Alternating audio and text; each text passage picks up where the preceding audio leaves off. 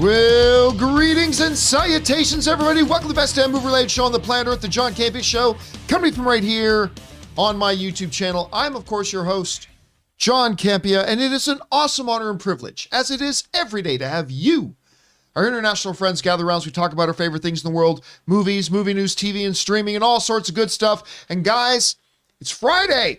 Congratulations for making it through to the end of another week. May you have a wonderful weekend planned ahead of you, filled with relaxation, fun, and enjoyment of whatever sorts of things and trouble you like to get yourselves into. Sitting right over here, the guy who always gets himself in trouble, he is writer, director, producer, Mr. Robert Meyer Burnett. Robert, how you doing today? Trouble is my middle name, John. Really? No. Robert Trouble Burnett. I'm a trouble man. I thought it was Tiberius. I thought the T was for Tiberius. All right, sitting over beside him, it's Ray Ora joining you guys in the live chat today. Ray, how you doing? Hey, what's up? Happy Friday. And sitting beside him, making it in 2 days in a row with her car, finally cooperating, it's Chris Carr. Hey guys, and I'm going to get rid of that car very soon now. So. That's awesome. That's probably a very good move on your part. Yeah, I think so. It's cursed. And I've got a weekend planned. Yeah. Ann and I are, sometime later this afternoon, Ann and I are going to get in the car. We're going to shoot off down to San Diego. Just hang out in San Diego for the weekend. It's my birthday weekend. Yeah. I was going to say, da-na-na-na-na-na. Yeah. 50. I'm turning 50 this weekend. How are you feeling about it? It snuck up on me so quick, I'm not sure. The only solace I take is that Jared Leto is older than me. That's the only thing. Like, Jared Leto's older than me, so that's it. I feel So Keanu Reeves. So's Keanu Reeves. That's very true. So's Keanu Reeves. Like I said, game recognizes game. And Joe Biden. and yes, Joe Biden. Joe Biden is older than me. Might be older Very than America. true. So let me ask you, John, do you know, a lot of people sometimes when they reach milestone birthdays, they look back on their lives, they have midlife crises. How are you feeling about turning 50? You cool with it? The only one I ever had was when I turned 20. Really? I know that sounds weird. No, when I turned 20, I don't know what it was, but it was like, I'm not a teenager anymore. Like, that was I don't know why, but that was a really big deal to me. And I was like down about it for like a month or two. Wow. But yeah, ever since then, it's just been time flies by. So anyway, here we are. I hope you guys have a wonderful weekend planned in store for yourselves as well, whether it's a birthday weekend or not. And we've got a lot of things to talk about here today. And here's how today's show's going to go. We break it down into, of course, two parts. In the first half of the show, we talk about some predetermined topics. Then in the second half of the show, we take your live comments and questions. If you're watching live, and only if you're watching live, go ahead and jump down into the comments section below, or not in the comments section below. Go ahead into the YouTube chat and fire in a super chat, and we'll read those off. Dear heavens, I have to turn off the super chat already. We're going to have a hard time getting through the ones we already have people fired in. But that's how you normally do it on an episode of the John Campea Show. And then, if you're watching the show any of the other 22 hours during the day and you're not watching live, you're like, well, I'd like to get a comment or question in for the guys. Good news, Rob and I, 3 times a week, do a mailbag show. So if you want to get a question sent in that Rob and I address on mailbag, simply go down to the description of this video and you'll see a tip link. Click on that there or enter it in manually at www.streamelements.com/movieblogtv/tip. You'll be getting your comment or question read on our mailbag show if we deem your comment or question appropriate to be used. And of course, you'll be supporting our channel at the same time. And all of us involved with the John Campea Show, thank you guys so very much for your support. Okay, guys. I also want to remind you a little bit of house cleaning here. If you can't be in front of a YouTube video to get your daily fix of the John Campea Show, don't forget there is an audio-only version that we simply call the John Campea Show podcast. It's available on whatever your favorite podcasting app of choice is. Just search for the John Campea Show and subscribe to it today, so it'll be there when you need it. Also, we have a second podcast that's just for Movie Club. So our Movie Club show is not on our regular podcast feed like the John Campea Show. It's got its own podcast feed, standalone as it is. Just go again on your favorite podcasting app of choice, search for Movie Club, a John Campea Show podcast, and go and subscribe to it there so you can listen to it whenever you want. Okay, guys. With that down, let's get into an off the top here, shall we? And that off the top is this. You know, we're only 4 days away from watching the Batman. I got a Batman press invitation. Last night couldn't go, but there were screenings last night. And then I got an invitation for Wednesday, but I don't need that press invitation for Wednesday because we're going to see it on Tuesday. Mm-hmm. And then we're going to see it again on Friday. So we got a lot of Batman in our future. But another big Batman is not Robert Pattinson that everybody's excited about and talking about, and it is one Michael Keaton. A couple of years ago, God, it feels weird saying a couple of years ago now, back at that DC Fandom event, not the most recent one, but the first one they did. You know, all the buzz about it was, of course, Michael Keaton. There had been rumors that Michael Keaton was going to be in Flash, and we found out he is. Everybody's excited. Then we found out it's not just a one quick shot, you know, wham, bam, thank you, Keaton, as Batman. He's coming back as Batman again, and he's going to be in Batgirl. Well, Michael Keaton is always slick, 70-year-old Michael Keaton, who, if you saw the protege, can still do action sequences with the best of them. This dude's in phenomenal shape still, and he's our Batman again. Of course, he's in Batgirl, and he jumped on his social media to post this little picture here. This picture, to me, is fantastic. It's just him. He's on set of the Batman, or of Batgirl, I should say. He's on set of Batgirl. I guess he's walking to set, and he probably just caught his own shadow on the ground in costume, snapped a shot of it, and decided to share it with the world. Clearly, he's not scared of his own shadow. No, clearly not scared of I'm his own scared of his shadow. That's a terrifying shadow. Terrifying shadow. You don't want to be a criminal in Gotham and see that shadow. No. So it got me thinking a little bit, because we know that Ben Affleck, my all-time favorite Batman, we know Ben Affleck is making an appearance in The Flash, and he's already confirmed, like, this was him just coming back to do a swan song so he could get a proper exit, because he fell out of the DCU rather unceremoniously and abruptly. So we know that. But Michael Keaton never said, yeah, I was coming back to do just one last thing. Because then we found out he's doing Batgirl. But we never heard him say, yeah, just one last thing for Batgirl. I want to ask a question. And granted, this may sound ridiculous, but I honestly want to ask. With Michael Keaton appearing in The Flash, predominantly in The Flash, if the concept art is anything to be believed, and then he's appearing in another project with Batgirl, and then we saw mural images of him, and now he's on social media posting about it. Let me ask what might sound like a ridiculous question. Is Michael Keaton going to be the Batman in the DCEU for the next few years? And again, I know that sounds silly to ask because Keaton's 70 years old at this point, but I saw him in The Protege last year. That dude could move. Number two, when the most action is going to be required of him, he's going to be in the Batman cape and cowl, so it's not terribly difficult to get a stuntman in there for the more demanding stuff he may need to do. Again, maybe a silly question, but I ask you guys, is Michael Keaton going to continue to be our Batman? Obviously not for the next 15 years, but is he going to continue to be our Batman in the MCU for the next 3 or 4 years? I don't know, Rob, what do you think? It's really interesting because we're getting the Batman. Matt Reeves, the Batman, is early on in Batman's career. Then we've kind of seen middle-aged Batman in Ben Affleck's Batman. You know, brutal, beaten down Batman. He's become more violent toward criminals and all that. Now you've got a Michael Keaton Batman who's older. I would love to see Batman Beyond and Michael Keaton playing Bruce Wayne in a Batman Beyond series, you know, into his. I would love to see that, which they could Not do. going to happen. Which they could do. I don't know. But nobody cares. But Everyone cares. People love Batman Beyond. But what I find the 6 of them that have seen it. Dude, Batman Beyond's a favorite show. But so you've got a Batman continuum in terms of an age range, which I think is really kind of interesting. And if Michael Keaton's Batman sticks around in the Flash, and at the end of the Flash, the continuity remains, so Batgirl is in that same continuity, I think why not?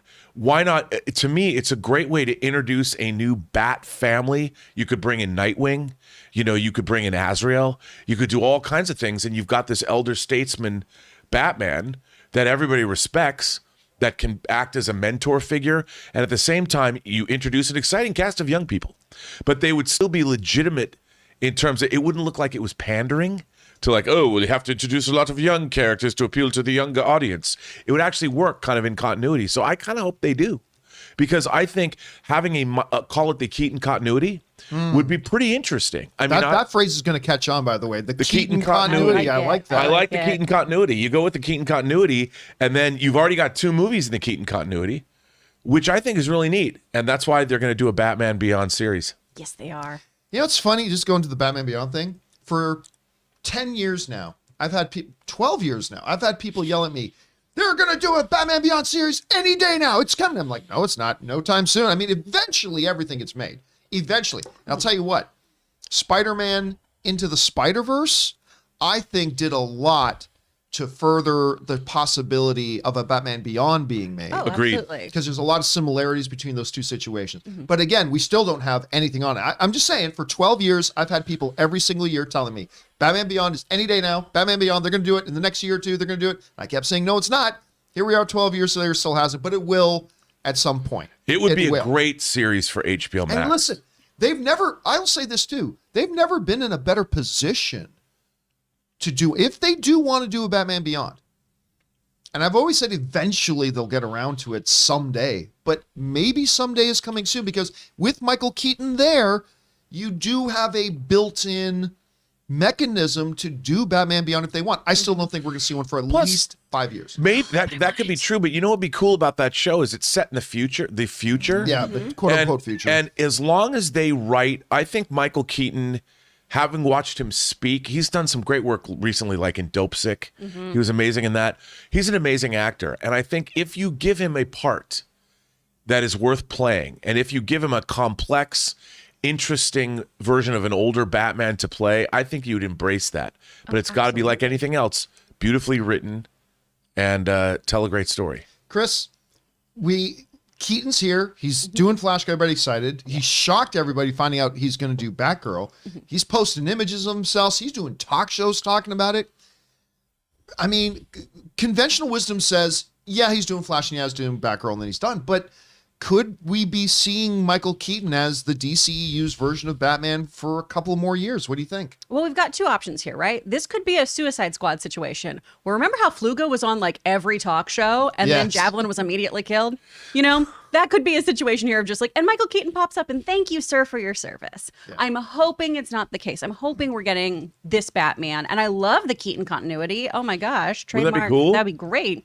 And that allows us, like you were saying, Rob, to really give him really, really interesting things to work with. We can look into the supposed sins of the Bat, right? We can do a Jason Todd story. We're not doing that with Pattinson anytime soon. He's not old enough.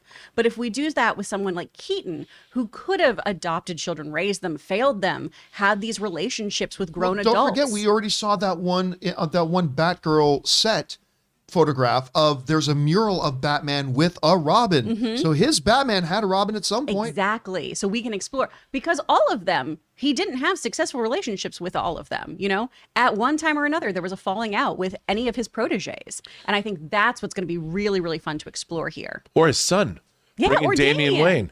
Give me Red Robin. Like, we have so much to do here. Damian Wayne's tough to do because there's a whole, like, can you just jump to a Damian Wayne without doing the whole background with the Al Ghuls and his mother? And I mean, I don't know. But then again, they are jumping forward a lot here in time. But we had to keep in mind, this movie's not called Batman. This movie's called Batgirl.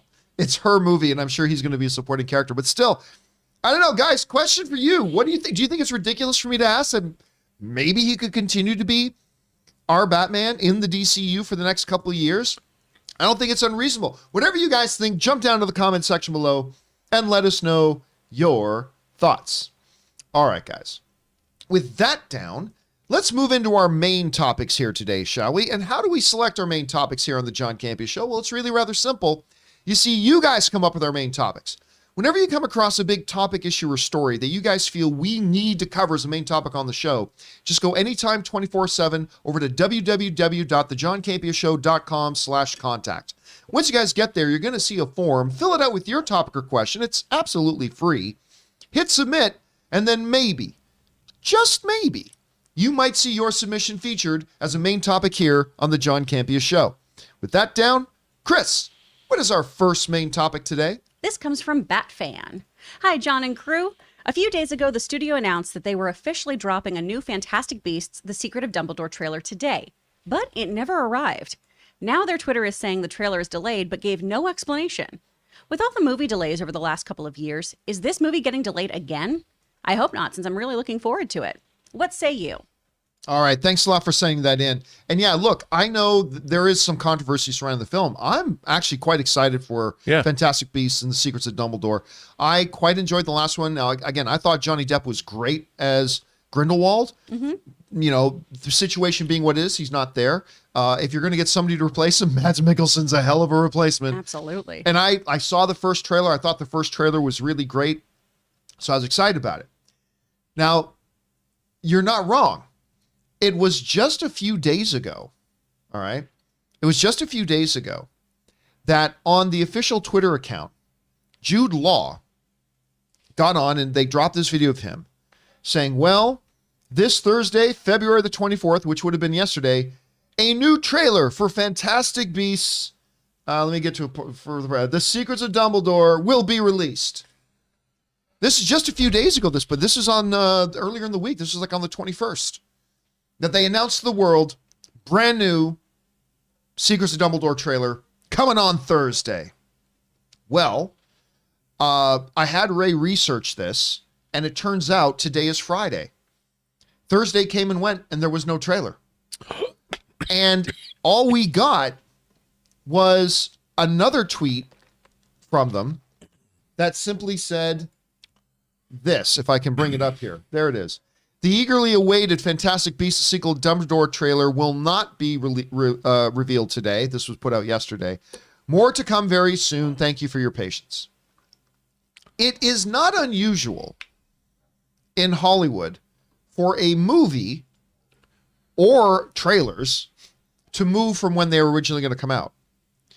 What is unusual is that we just had Jude Law 4 days ago make this big public announcement, brand new Fantastic Beasts trailer dropping in just a couple of days. What is unusual is that there's such a disconnect so quickly between when something was going to drop and when it wasn't. And as our person who writes in is asking, what's going on?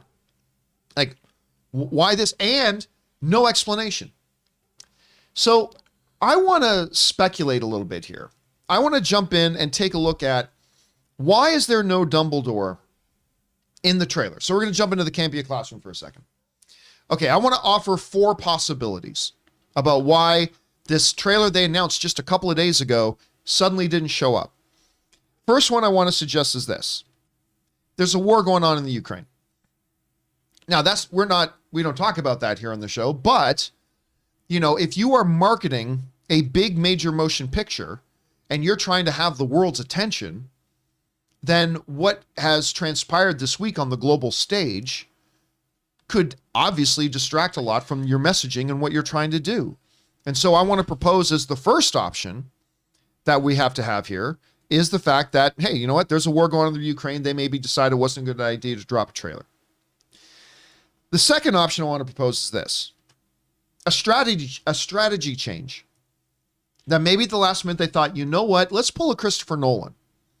Let's not release this trailer online first.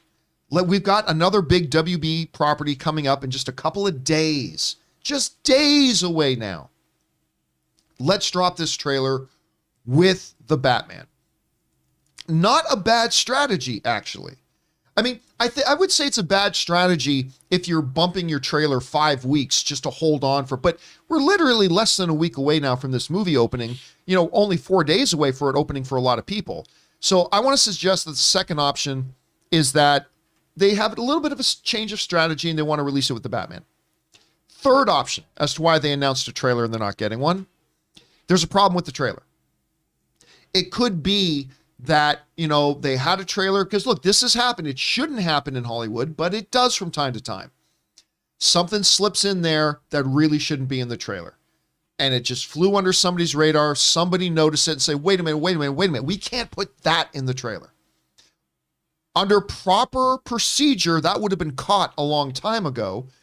But it is possible that they simply looked at their trailer and reevaluated where they were on it and what they wanted to have in it and decided, you know what? We need an extra week. to recut the trailer because we need to take something out, or the opposite. They decided, you know what? We didn't want to put this in because we were saving it for the movie, but we think it would get people really excited if we did, so let's recut the trailer and put it in. Whatever it is, a change of strategy. The fourth option, which is the most cataclysmic out of any of them, the reason why they announced the trailer and then just days later they're not, is the movie's changing release dates. Now, you may say, well, why would they know about changing release dates just like 72 hours later? They didn't know it 72 hours previously.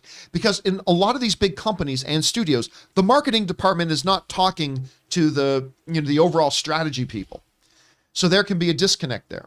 So it could be that the marketing executives decide, yes, let's drop this little video clip of Jude Law announcing a new trailer coming. And then they got a phone call saying, actually, we've been looking at changing the release date of it. Again, I'm not saying that's likely, but it's a possibility. Because this is an unusual situation where you have a celebrity announcing a trailer dropping and 72 hours later, it's just gone with no explanation.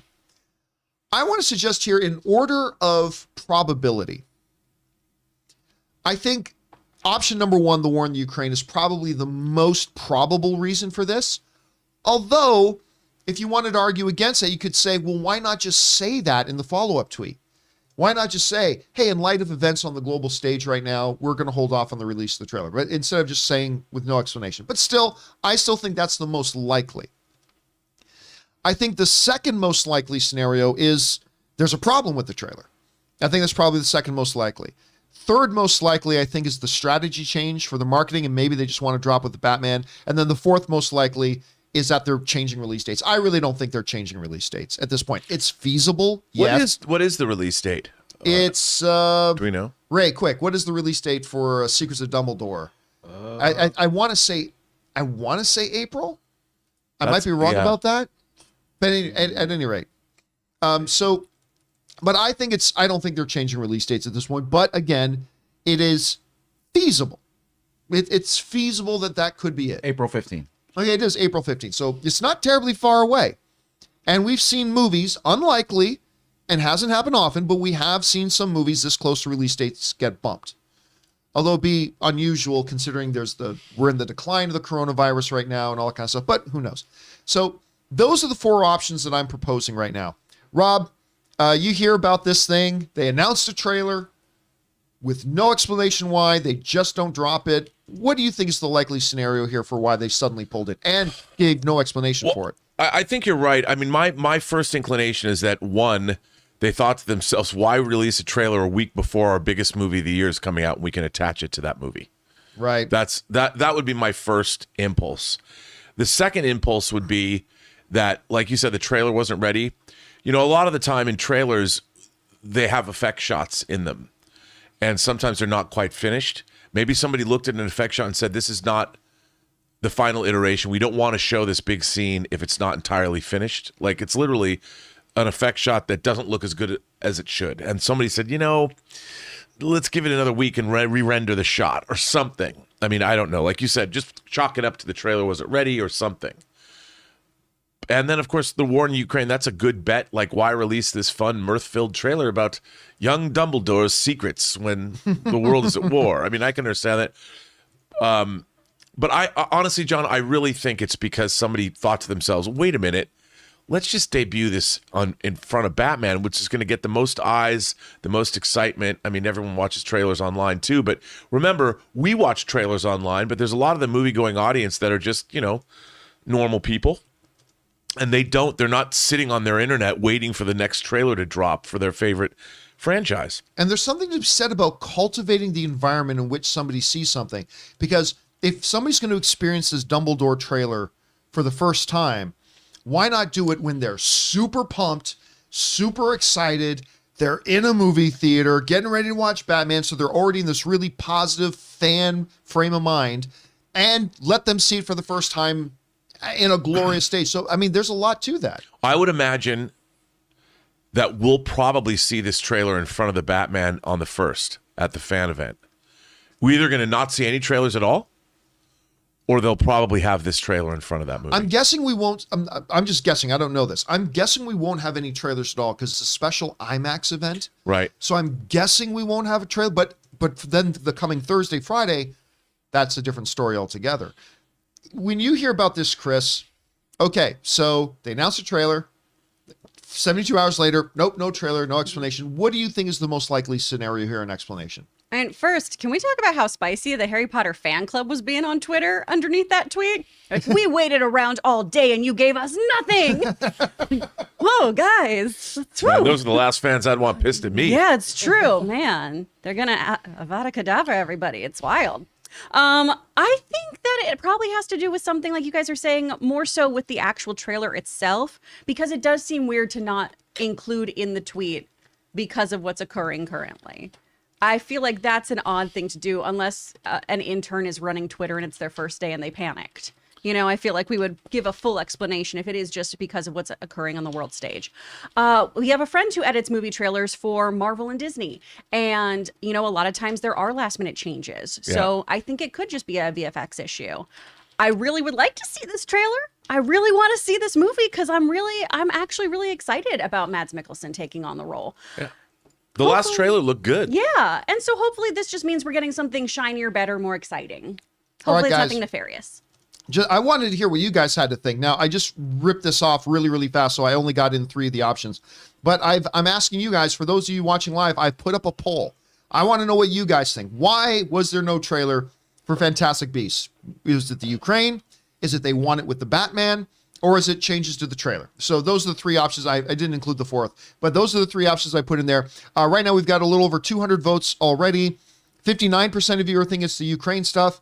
27% of you are saying it's the Batman stuff. 18% of you, it's changed now. Ukraine is 55%. Now we're at 400 votes.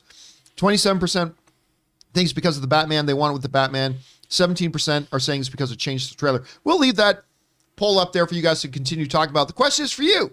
What do you think about this? Jump on down to the comment section below and let us know your thoughts. All right, guys. With that down, let's move on to main topic number 2, shall we? Chris, what is our second main topic today? This comes from Connor M. I was on Twitter and saw that Mark Wahlberg actually had real meetings at Warner Brothers pitching a sequel to The Departed. The interesting thing about the story is that the pitch had Brad Pitt and Robert De Niro in it. My question is, with all the Oscars the first film won, and with such big name talent attached to it, and a major star like Wahlberg pitching it, why would the studio turn it down when so much other crap gets a green light? Thanks, then. Don't have a good day. Have a great day. Oh, a little bit of free guy in there. I like that. All right. Thanks a lot for sending that in, man. Okay, listen. I think my favorite Martin Scorsese movie is The Departed. It is a remake of my all-time favorite cop film, Infernal Affairs. And, I don't like it quite as much as Infernal Affairs, but it's magnificent. Won Best Picture at the Academy Awards, and it's the film that won Marty Scorsese his first, and I believe only, Best Director Academy Award. I love this film. Matt Damon was fantastic in it. Leonardo DiCaprio was fantastic in it. Mark Wahlberg was fantastic in it. Unbelievable. Got an Academy Award nomination for it. Alec Baldwin was fantastic in it. Him and Wahlberg's dynamic together was pretty great in it. And I love this movie.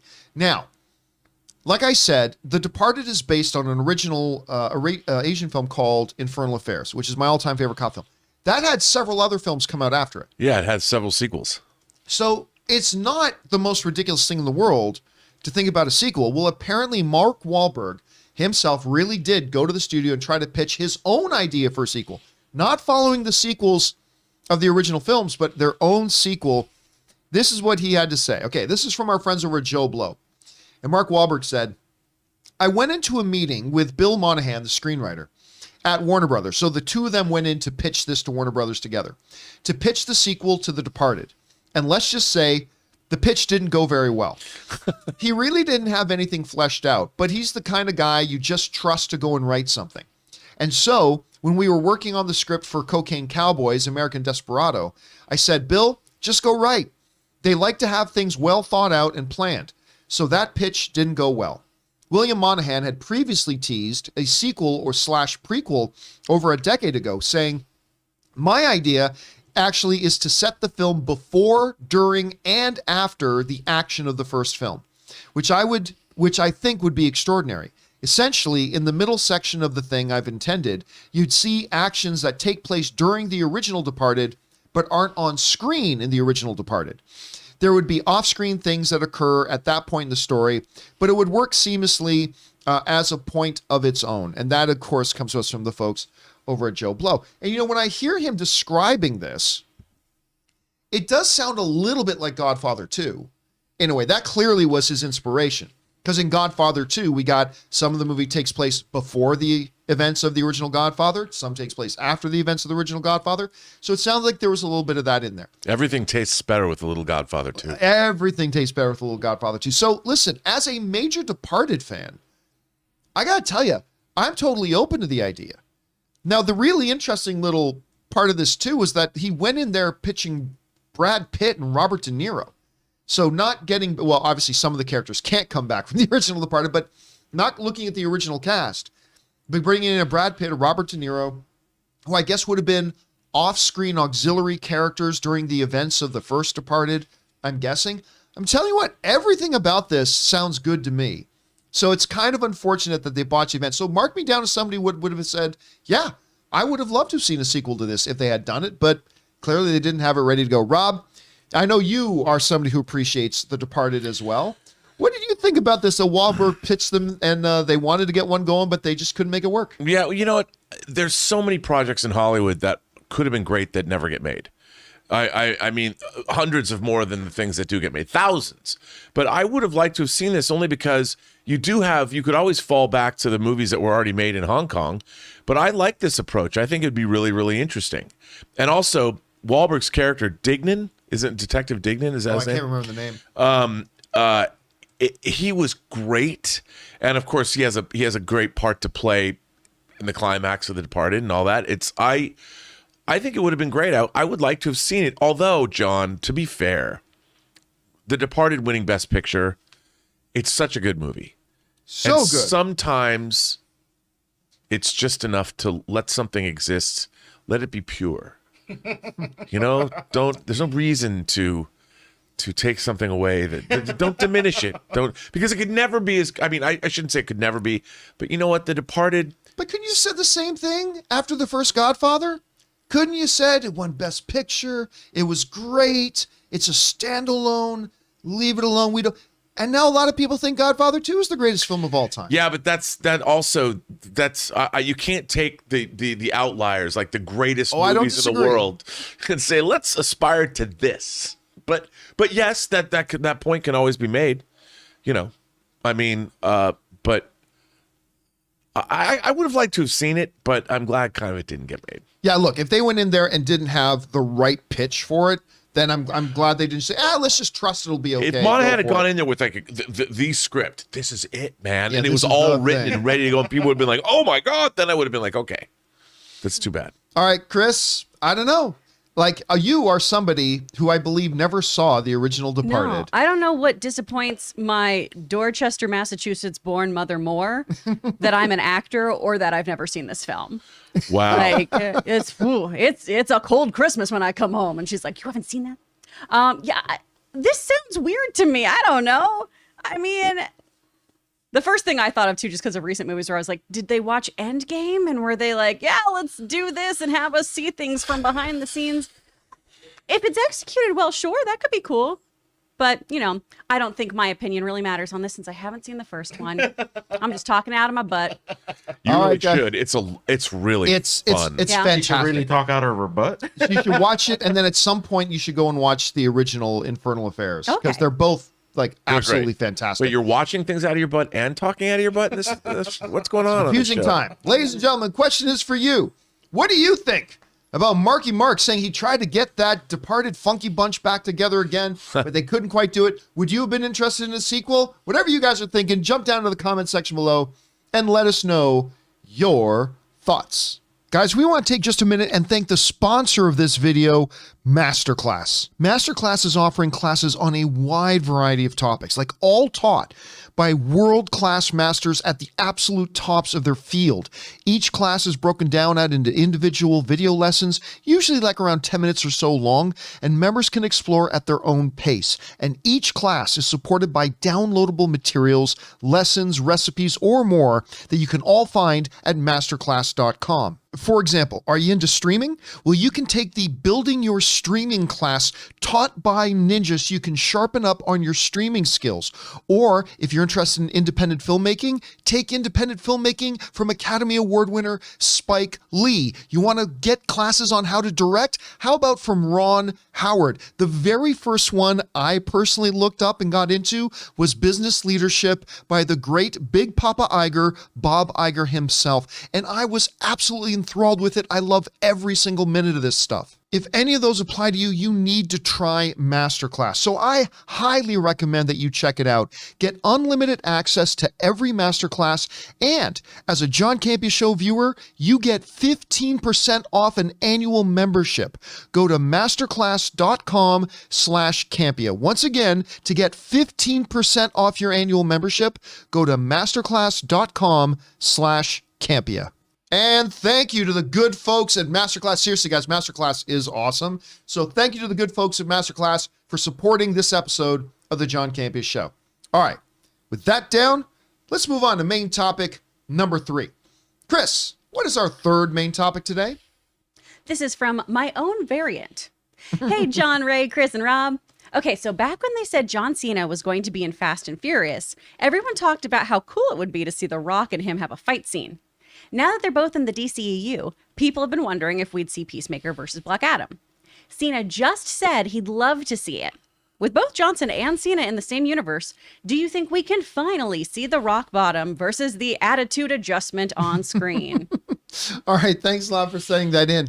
And okay, yeah, going back to the Fast and the Furious, there was, when we found out that John Cena was going to be appearing in it, and in that universe, a lot of people started wondering, well, hell, are we going to see The Rock versus John Cena at some point? Now, of course, that was made pretty unlikely by the fact that Vin Diesel and Dwayne The Rock Johnson had a pretty public falling out, and it looked like he was never going to be in those movies again. So people got excited, but it was very unlikely.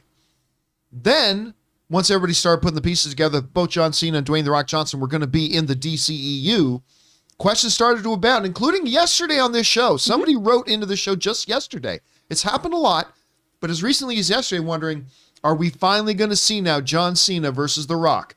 A WrestleMania rematch, but this time in the DCEU, to which I replied, that would be a pretty damn short fight. Black Adam versus, I mean, God bless Peacemaker, but that's a real short fight. But still, you got a lot of people asking about it, a lot of people excited about the possibility. And one of the people excited about the possibility is John Cena himself. This is what he said. This comes from CBR, and John Cena said the following. I'll say the same thing every time with possibilities in this sort of universe. It would be an honor and a privilege to be able to perform with him, talking about Dwayne The Rock Johnson. Cena said in an interview with People magazine, I think there's still a passionate marketplace that wants to see him in. But I'm sorry, man, that's just not my choice, so I don't know. It's so far beyond me, it's beyond what I'm able to control. I think that the excitement is starting to build with fans, whether you talk about the conversation of Fast or you talk about it now with the DC Universe, Cena said at the time. I don't want to say we're on a crash course and it's inevitable. I want to because I'm a fan, but we'll see. We'll see what happens. Tell me what he says. I like that. That's a nice one. Tell me what he says. Tell me what he says. Okay, so look, the thing we do know is that, yeah, they are both in the DCEU. They're both in the same cinematic universe. We haven't had The Rock yet, but we know that he is coming. He just, hasn't showed up yet. We know that John Cena is going to be around in the DCEU for a while with the incredible success of Peacemaker. Their number one viewed episode of any of their original programming for their finale. 44% growth over the course and the run of the 8 episodes. Crazy success they had with that. So he's going to be around for a while. They already announced Peacemaker Season 2. It is clear John Cena wants to have Peacemaker versus Black Adam. He wants Cena versus Rock. He wants to see this. And by the way, I really loved hearing him because there have been rumors and whispers over the years that Dwayne Johnson and John Cena actually don't like each other that much. But with that being out there, it's really cool to see John Cena say, hey, listen, it would be an honor to work with him on screen. It would be a pleasure. I want it. I'm a fan. I want this to happen. So that's pretty cool to hear. So I think that's really nice. And then, of course, that last line, tell me what he says. So there is no more social media savvy celebrity out there than Dwayne "The Rock" Johnson. I'm fully expecting some kind of reply from him on his thing. Probably something about beating his candy ass and Peacemaker being under Black Adam's boot at some point. He'll put out some kind of response. But I'm going to be the wet blanket here. Oh, man. It's not going to happen. You're not going to believe on your birthday? I know, even on my birthday. On your birthday? And technically, it's not my birthday yet. My birthday's tomorrow, but Oh, I do like a whole week. I'm obnoxious. I'm weak. It's the week of Chris. Chrisonica. Chrisonica. I love it. That should be on everybody's Hallmark cards. I don't think it's going to happen. I really don't. First of all, we got to see if Black Adam's any good and if people like it at all or if it gets trashed.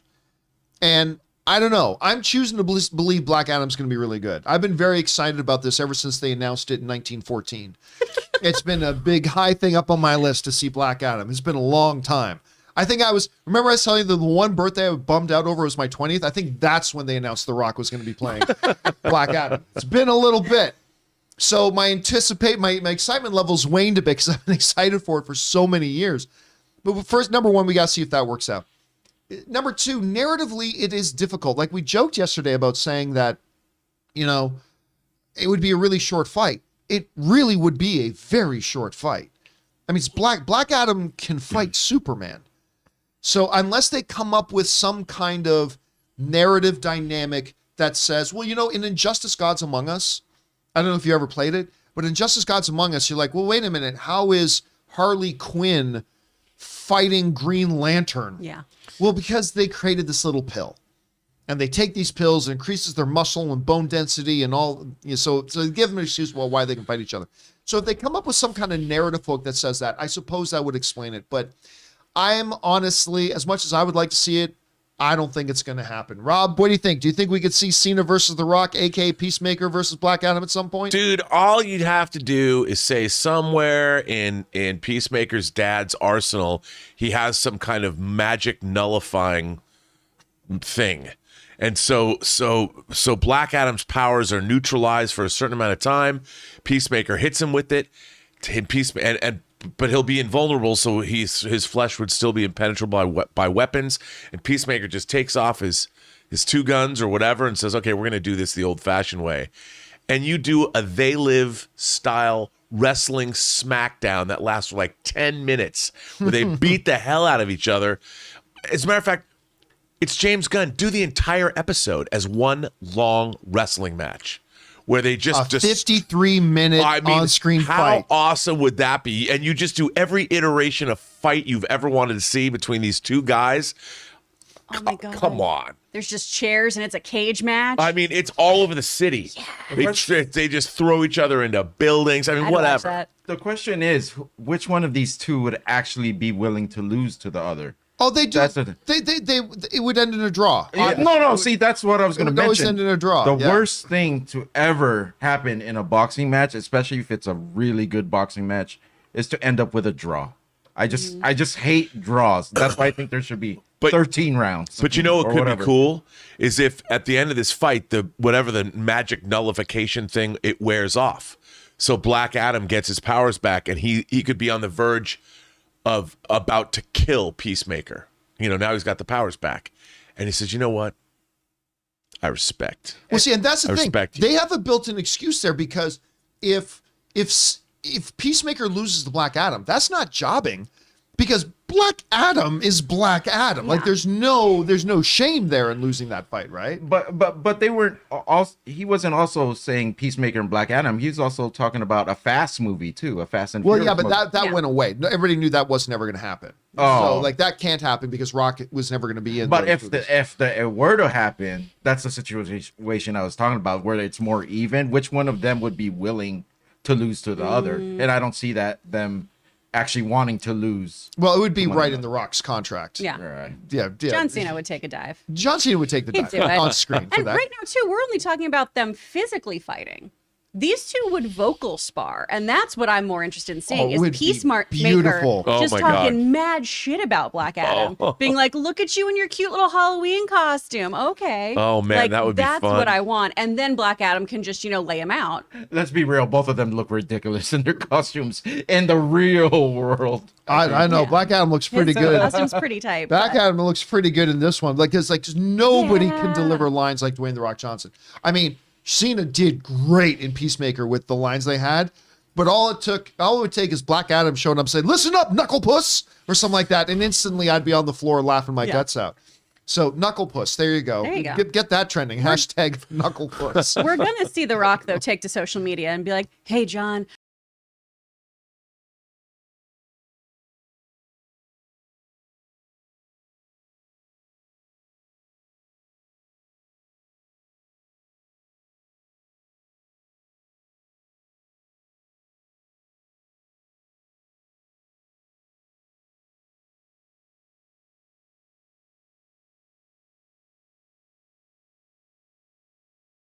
What about John Cena appearing in a Hobbs and Shaw 2 to fight The Rock? Nah. Is that even more possible than just being? Well, no, because I didn't see honestly, the last Fast. That's why. listen, So I don't know. Peacemaker was a great role for John Cena. It was custom made for him, and I thought he did great in it. He didn't fare so well in Fast 9. No. That was not a role for him, and it okay. didn't come across well. And then it was a stupid ending. Like, it's like, I'm gonna take out Dom, I'm gonna take out my brother, but then he gets betrayed by the other bad guys, and all of a sudden he's back in the family. It's like, what? I mean, so it was stupid. The audience didn't really. So I don't see why Dwayne Johnson would want Family that means never character. having to say you're sorry. That's what the Fast and the Furious movies are about, I assume. Yeah. So no, but just I think our mics hadn't come back on yet, but I just want to say yes, the Rock's tequila. I've heard from many people is very It's good. tasty. I've heard the Rock's, but again, as I was saying, what is better is aviation gin. You know, Aviation gin is even better. I think that it is your birthday weekend. Why not make a little video and do a little tequila taste test? You, Or I know you don't drink alcohol, but just take a little shot. why? It's your birthday. So do something that I find horribly unpleasant to celebrate my birthday? You might I have a good hate time. the taste of alcohol. I wouldn't have a good time. I hate the taste of alcohol. And it's so funny because my wife, she keeps saying, "Oh, this is delicious. Try this." I'm like, "Honey, no. I think you might like this one."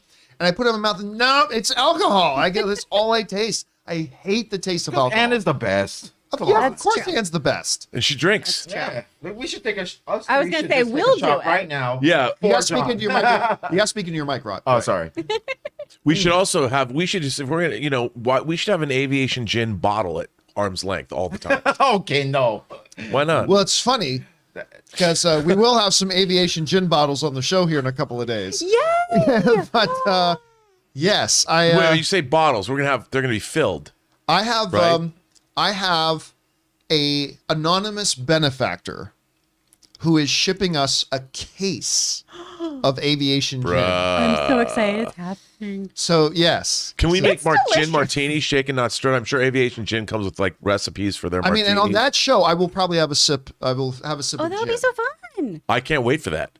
When Yeah, you Ann bust can't out a wait for it move, we either. get you enough gin, you'll break You'll dance break like dance your old for us. the dance crew. Anne is looking forward to it as well. Anyway, guys, question is for you. What do you think about this? John Cena saying he wants Peacemaker and Black Adam to throw down in the DCEU. He wants to be on screen with Dwayne The Rock Johnson. He says it would be an honor and a privilege to do so. He's a big fan. Would you like to see it? I'd like to see it, but I don't think we will. What do you guys think? Jump down to the comment section below and let us know your thoughts. All right, guys. With that down, let's move on to main topic number 4, shall we? Chris, what is the 4th main topic today? This comes from Daryl Cooper. Hey, everyone. Well, it looks like the Batman is staying a 15 here in the UK. Edward Lombardi, from the British Board of Film Classification, said that most superheroes get a lower age classification, but said the new Batman film was, quote, different. We haven't given it a 15 lightly. It is a stronger, tougher, bleaker movie than is typically the case with superhero film. We might be in for something special here, but it is odd seeing kids tie-in books and Lego sets in the toy aisle for a film none of them can see. Usually the studio asks for suggestions and makes cuts for a lower rating, but they haven't this time. I wonder why they didn't mind taking the financial hit when they need it most. All right, thanks a lot for sending that in. And yeah, okay, we were talking about this. This came up, I think last week is when it came up, that in the UK, they have a different rating system than we have in the United States. Like here in the US and North America, we have, PG-13, or PG, PG-13, and R. And in the UK, they have something different. They have like 12, 12A, 15, and 18. Now, you would think that 18, an 18 certification, that's equivalent to rated R here in the States. It's not. It's actually equivalent to NC-17. Because in North America, anybody of any age can go to an R-rated film. If you are 12 years old, you can go to an R-rated film, provided you are accompanied by your over 18-year-old brother or sister, your an uncle or an aunt, one of your parents, whatever. But the point is, with R-rated films, anybody can still go, provided they go with an adult. In the UK, it's a little more strict. A 15 rating means if you are under 15, you just cannot get into this movie. And there's nothing like that in North America until you come across NC-17, which is porno, basically. So I would propose, and we talked about this, why like the 15 is actually a harder rating than the rated R here in North America, because hey, 13-year-old, doesn't matter if your uncle says he'll take you. You're not allowed in, period. And it's enforced. And we talked about the fact the other day that in the UK, the Batman has gotten that 15 rating, to which the movie theaters were very upset. The movie theaters were like, this is the Batman. We're trying to get the movie theater industry up and running again. There are going to be a lot of kids who want to come see the Batman. We're making Lego toy sets of the Batman. But we're telling these kids they can buy these Lego toy sets, but they can't come see the movie. And hell, Ireland, if they drive across the border into Ireland 15 minutes away, they're rating it 12A. So they're just going to be able to leave the country, go watch it somewhere else, and then come back. And so we talked about this story about a number of movie theater owners were petitioning the government to get the rating for Batman put back down to a 12A instead of 15. Well, apparently the efforts did not work because it still has that's going to go into its release with that 15 certificate or equivalent to a rated R or even harder in North America. This comes to us from HITC, who writes, in the US, the Batman has been given a PG-13 rating by the MPA, the Motion Picture Association, whereas it has received a 15 certificate by the BBFC, the British Board of Film Classification, in the UK.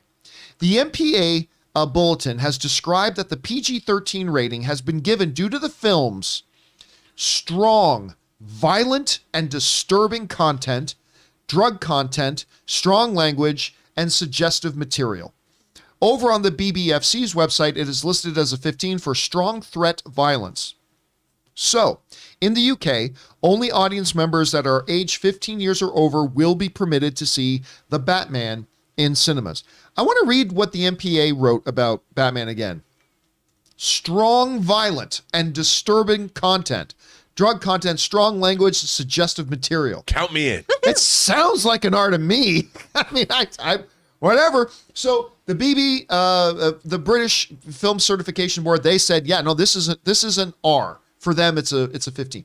This is an R, and they tagged it with it. So they're going to go into this thing. The release is coming up in a couple of days. It's going to have to live with the 15 certification. It is what it is. The other thing they brought up is in the email that the person wrote in, they were asking, well, wait a minute. Why they need the movie to make money. Why wouldn't they edit the film then to get it down to the rating in the UK board? I think the main reason why is because the UK box office is not a top 3 box office market. And it kind of pales in comparison to the North American market and what it's going to make here. And Matt Reeves made the film he wants to make. And they're not going to edit it just so in one country it'll get the slightly easier rating. Now, I get it why the theaters were upset. They want the kids to be able to come into their theaters, buy their popcorn, buy their soda, buy their bangers and mash or whatever they serve at the British film theaters. And hey, if you can sell poutine at the Canadian film theaters, which is awesome, by the way, you can sell bangers and mash in the UK film theaters. I don't even know if that's a real thing. Anyway, so clearly the theater owners want it, but they're not getting it. And I understand why, because everything I've heard from people who have seen the Batman, I've heard a couple of people say to me, it's kind of hard to understand why it's not rated R. Now, I haven't seen it myself yet. I'm not going to see it till Tuesday. But that's there. Anyway, Rob, it's going to have to live with its 15 certification, their R equivalent in the UK. Is this going to hurt it much? What do you think about it? How do you see this? Well, I think that, like you said, this is a tonal issue with this movie. You can't just like cut out a shot and have them go, oh, well, now we can give it to kids. I mean, I think that the overall tone of this movie is very adult. It takes its cues from Fincher-esque stuff like Seven and Zodiac or whatever. So I don't think that you could cut it. And like you said, you can't really drive from the UK to Ireland. You could drive from the Irish Republic to Northern Ireland, yes. but it would be the Northern Irish. One of those falls under this certification. Yeah, so you could go to the Republic of Ireland from Northern Ireland. By the way, I have a hot toy coming from Northern Ireland. I'm very excited about. I just think that, look, it's unfortunate, but it also shows the fact that there are Lego sets from this Batman movie. I mean, I remember when I was 12, I was so excited to get the Kenner 18-inch Alien for the holidays. You know, my mom, it was an R-rated movie, and they had advertisements with kids playing with the Xenomorph as if, hey, kids, you too can have. I mean, it's such a bizarre. The idea is let's prevent children from seeing the Batman. And I get it. I mean, I don't necessarily want somebody who's 7 or 8 to see this movie. But, you know, when you're 13, 14, 15, the world is a hard place. And the sooner you learn that, maybe seeing a movie like the Batman can help you be ready for the world at large. So I don't quite understand this, but I'll tell you one thing. It makes me very excited that the movie is full of this kind of goodness, because I can't wait. And it's not surprising, because when we look at the trailers, we see there's going to be a lot of visceral violence. Yeah, I mean, this is not a movie for kids. It's buildings exploding. It's like savage beatings being laid on people. Yeah, maybe it's not for kids. I don't know. Chris, look, we're speaking from a perspective here that we haven't seen the movie ourselves yet. But from what you're gathering and seeing, do you think maybe the British Certification Board should have gone a little more easy on this? Or do you think maybe the MPA might be going kind of light on it? I mean, how do you see it right now?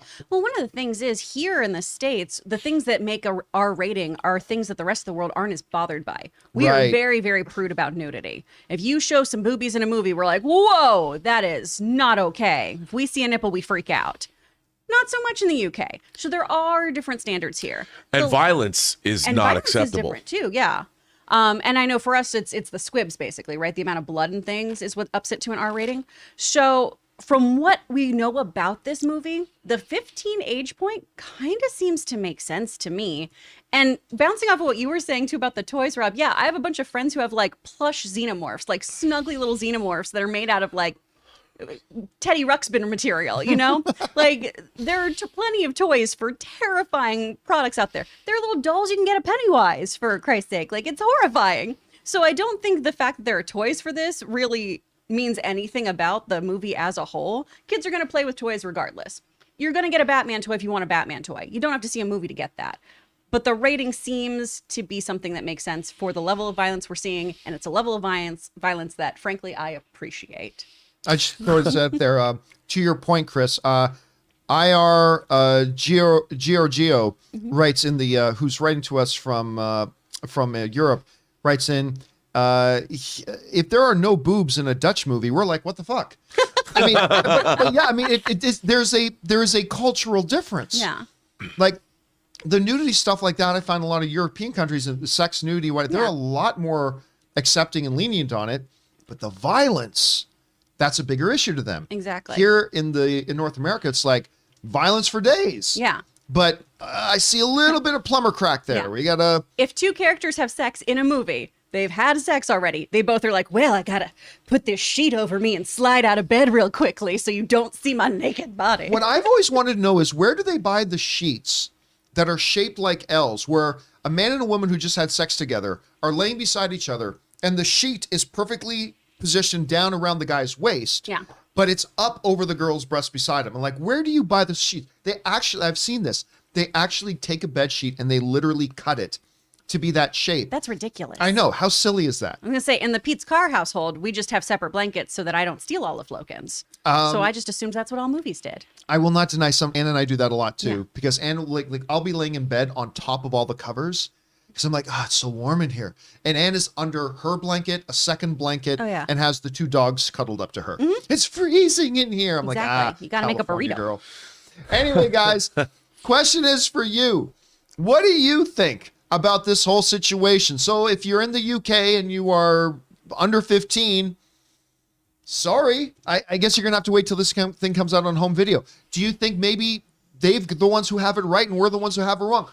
Whatever you guys are thinking, jump down into the comment section below and let us know your thoughts. Hey guys, we want to take a minute and thank the sponsor of today's video, the good folks at Keeps. Now look, you guys probably already know that 2 out of every 3 men will experience some form of hair loss by the time they're just 35 years old. Now that's where Keeps comes in, because Keeps has more 5-star reviews than any of its competitors. That means the guys that use it love it. Keeps offers a simple, affordable, and stress-free way to keep your hair. It's also low cost. Treatments start as low as just $10 per month, and Keeps offers generic versions for the 2 FDA-approved medications to prevent hair loss. That means treatment plans are affordable, typically half the cost of pharmacy prices. Keeps has everything your hair needs delivered straight to your door with discreet packaging and proven results. Remember, prevention is the key. Treatments can take 4 to 6 months to see results, so the sooner you act, the better.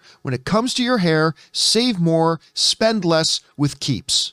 So if you're ready to take action and prevent hair loss, go to Keeps, that's KEEPS.com/Campea to receive your first month of treatment for free. That's Keeps, KEEPS.com/Campea to get your first month free. Keeps.com/Campea.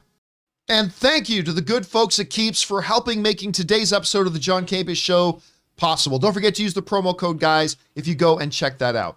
All right, guys, with that down, let's now spend the rest of our week, because this is the last day, taking your live comments and questions you guys have been firing in. Chris, what do we got? This first one's from Anish, and this is one of 3. Fun fact for the Batman, Pattinson was the one who wanted to include the additional ground and pound in the scene where Batman beats up the street gang member. Originally, it was going to stop after the guy hit the floor. He also insisted that the "I'm vengeance" line come after the beatdown. He described the reason as something like, so that the words sunk into the perpetrator's mind as he drifted away from consciousness. Ooh. I like that. That's intense. That's the right mindset. I was going to say, if you want people to forget you're a sparkly vampire, Beat a fool up. there you go. Savagely. I like this. See, Well that's done. the approach they should be taking. I love it. Thanks for sharing that, man. All right, what's next? Medicated movie reviews. 68 over 420 finally started Peacemaker, and it is amazing. Giving me some serious Ash versus Evil Dead vibes in that first episode. Can't wait to watch more. All I can tell you, medicated movie, is that you're in for a treat, man. You're in for a treat. Like the show to me just got better and better and better with an incredible climax. Like that, like I was going into it and say, please don't let the finale let me down, please, and it just delivered in spades. I'm very excited for the journey that you're on now, man. All right, what's next? Mr. Hank Dunn. I'm really curious as to what those set photos of people in Superman and Wonder Woman costumes were about for the Batman. What do you mean? Yeah. What those photos of people in Superman and Wonder Woman costumes were about for the Batman? So I don't know. Is he saying that there are set pictures from the Batman with somebody? A long time ago, remember they caught people like it was supposed to be people like cosplaying on the streets. Remember that? Right. Yeah. But I yeah. forgot. Was that for this Batman movie? I can't remember now, But but I remember you- that. you Yeah. remember that, right? There were just like random people in like some costumes or whatever. Yeah, on the street. Like, Yeah. so like people were thinking, oh, maybe they might be in whatever that movie. Yeah, I totally forgot about that. mean- It's probably, again, it's probably nothing. I don't think a real Superman exists in that world, but hey, you never know. Yeah, I don't think so. I like the Nolan movies. He said that there are no other superheroes in this Yeah, world. so I don't know. We'll find out. I totally forgot about that. Thanks for bringing that up again. All right, what's next? John Redcorn. Over under 30% Peacemaker appears in Flash. Under. Yeah, I'm going to go Yeah. under too.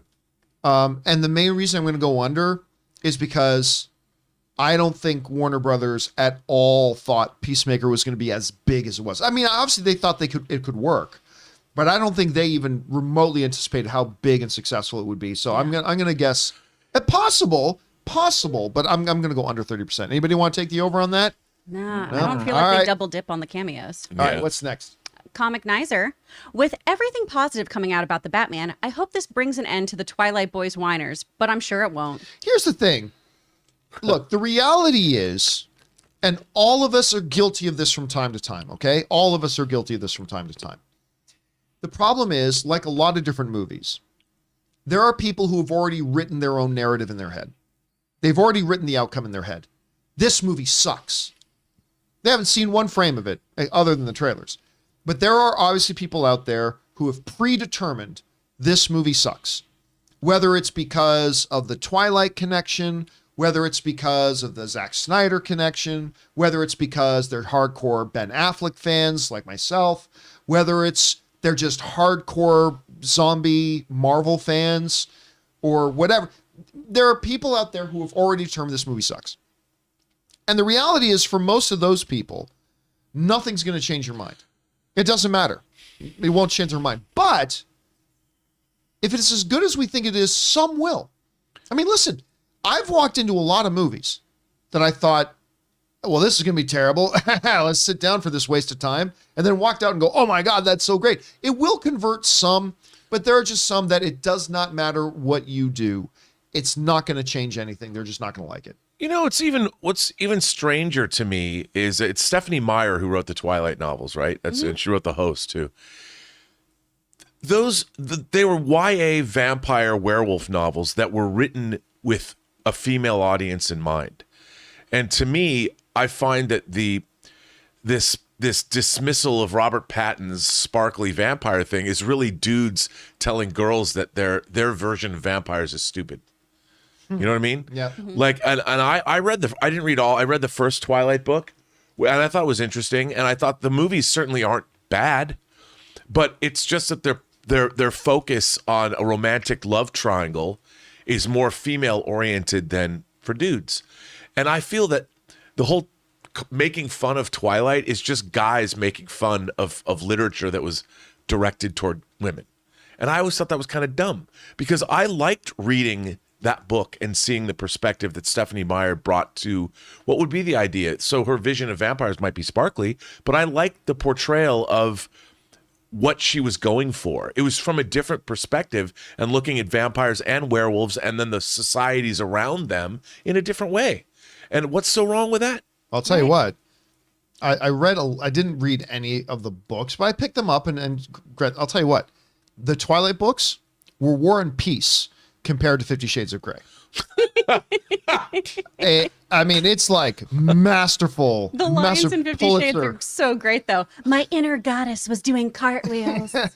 Is that a real line of That is a real line. When we're off camera, I'm going to tell you the grossest Wow. part of that book. Wow. It's going to be great. And I have to say, I think the first Twilight movie is a pretty legitimately good genre film with an indie sensibility to its I direction. unapologetically I'd will agree tell with you, that for the first one. Yeah. Yep. I like the And I final watched one. them recently for the first time. Yeah, I thought the first one was good. I They like lost the me when they final introduced the creepy baby. film. Oh yeah. What was the name of that baby again? Renesmee. Renesmee. I still don't know what that's about. But again, like I said, I unapologetically, I like the last film. Not a big fan of any of the other ones, but I thought the last film was kind of fun. Yeah. But again, I don't think it's going to change. It will change some people's minds. Yeah. I don't think it's going to change a lot of people's minds, though. All right, what's next? Suthius. We've done March Madness for Oh, villains. medicated? Oh, that's in the wrong order for me. Oh, okay. Medicated movie reviews, 69,420. I don't know what that means. Have Like you instead of 69 part over? 1 of 2? Oh, it's okay. Part 69 out of 420. Out of your weed day. I was going to say have you- 69 420 sounds like a great afternoon. Have you guys seen French Dispatch yet? One of the most creative and well-directed movies I've ever seen. Maybe his best movie. Stay medicated. I have to disagree. I was late. I was very late to the party on it, but it was with a lot of fans because I like most of his movies. It just never flowed for me, and it was all right. It wasn't bad. I didn't dislike the movie. Don't misinterpret me. Mm-hmm. I didn't think it was one of his better films. I missed the name of the movie. Oh, French Dispatch. French Dispatch. Oh, yeah. I was like, what? Okay. Still just thinking about 69, 420. Man, what a day. What a day to be doesn't take a alive. lot to derail Rob. Doesn't take a lot. I thought the French Dispatch might be the most Wes Anderson of all Wes Anderson movies, but I didn't love it either. I think it's the most Wes Anderson has Wes Andersoned.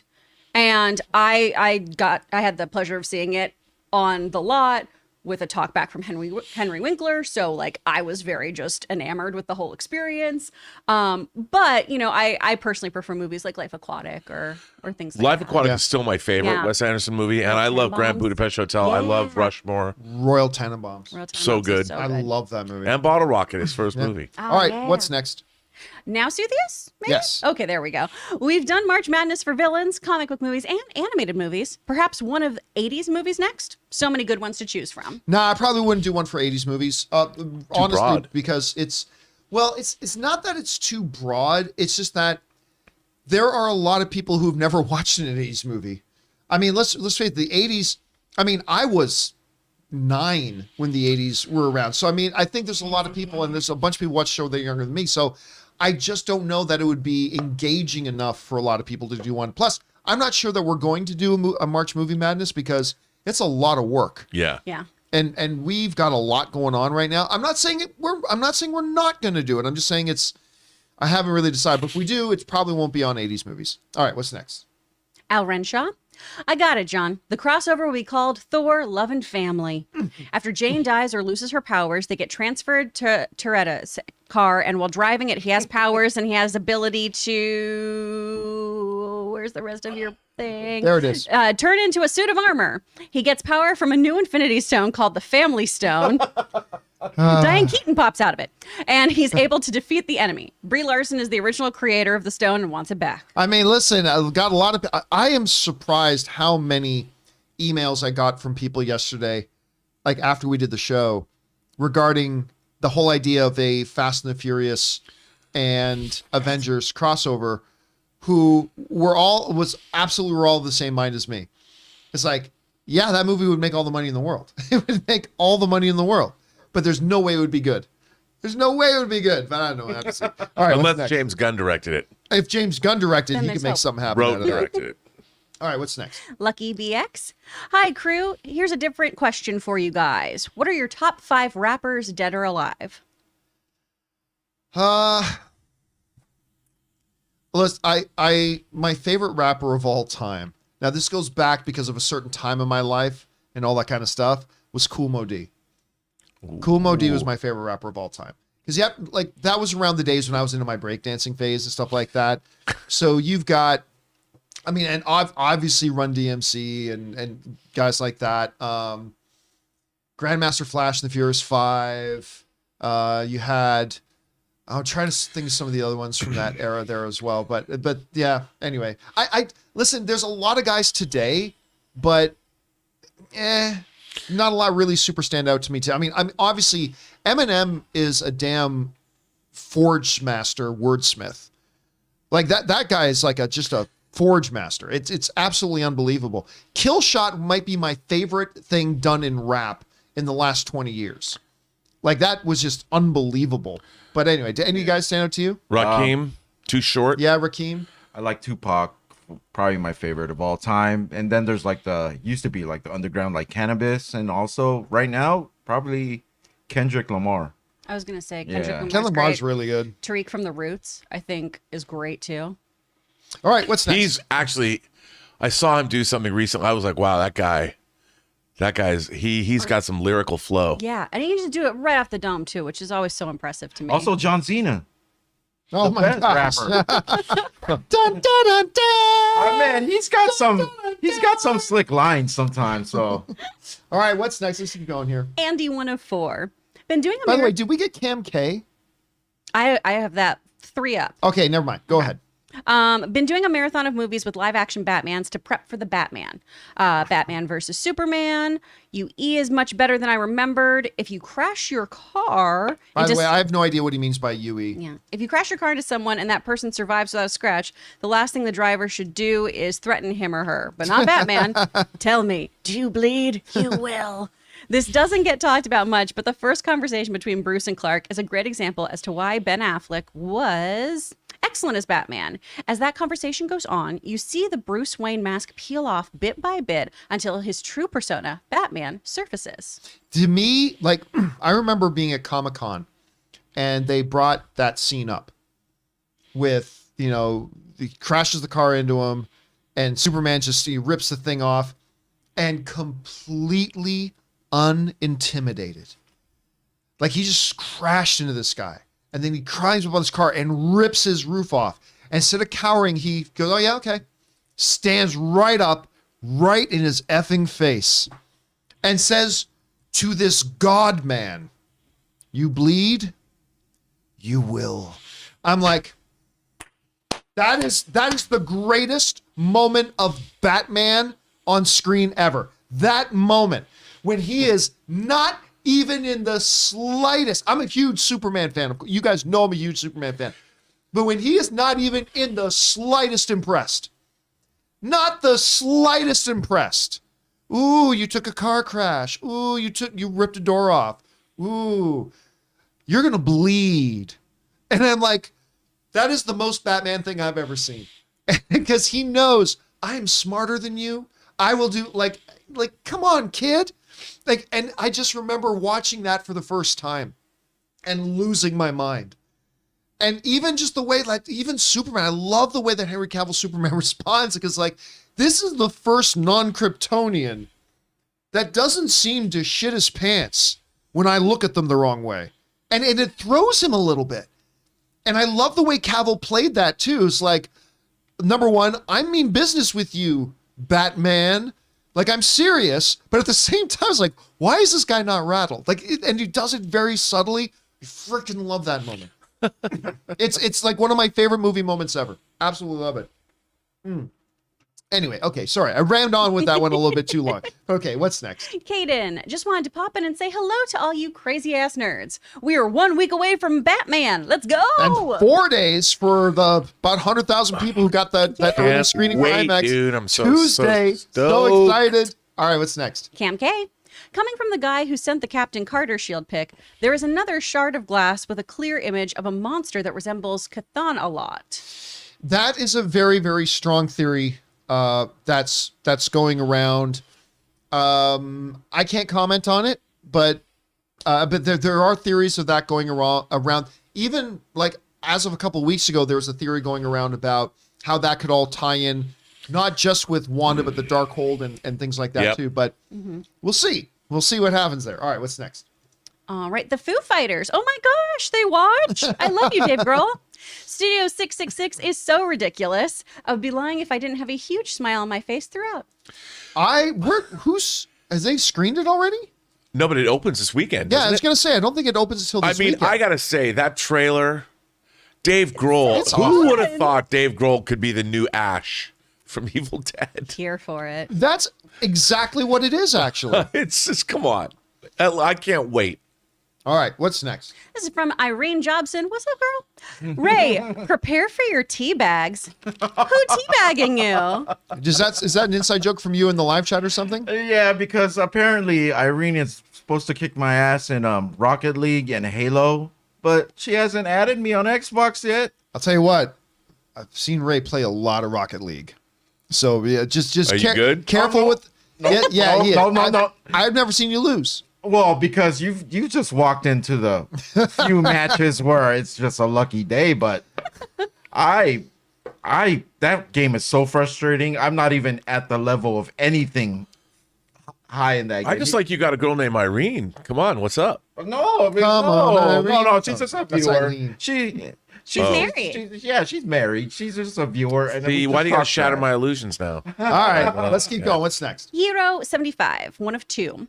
I don't think we will see a live-action Avengers JL crossover anytime soon. I could see them doing an animation crossover between the two teams. It would still be almost impossible, but an animated movie with live actors voicing would be more likely than a full live-action crossover. Why does everybody got to shatter my illusions? But I mean, he is absolutely right. Like, look, it can happen in the comics. If they want to do it, they can even do it in cartoon. But it's not going to happen on a movie screen. And listen, I know I'm the unpopular voicer, but I don't care. That movie would be terrible. That movie would be terrible. You have far too many characters. Here's what's going to happen.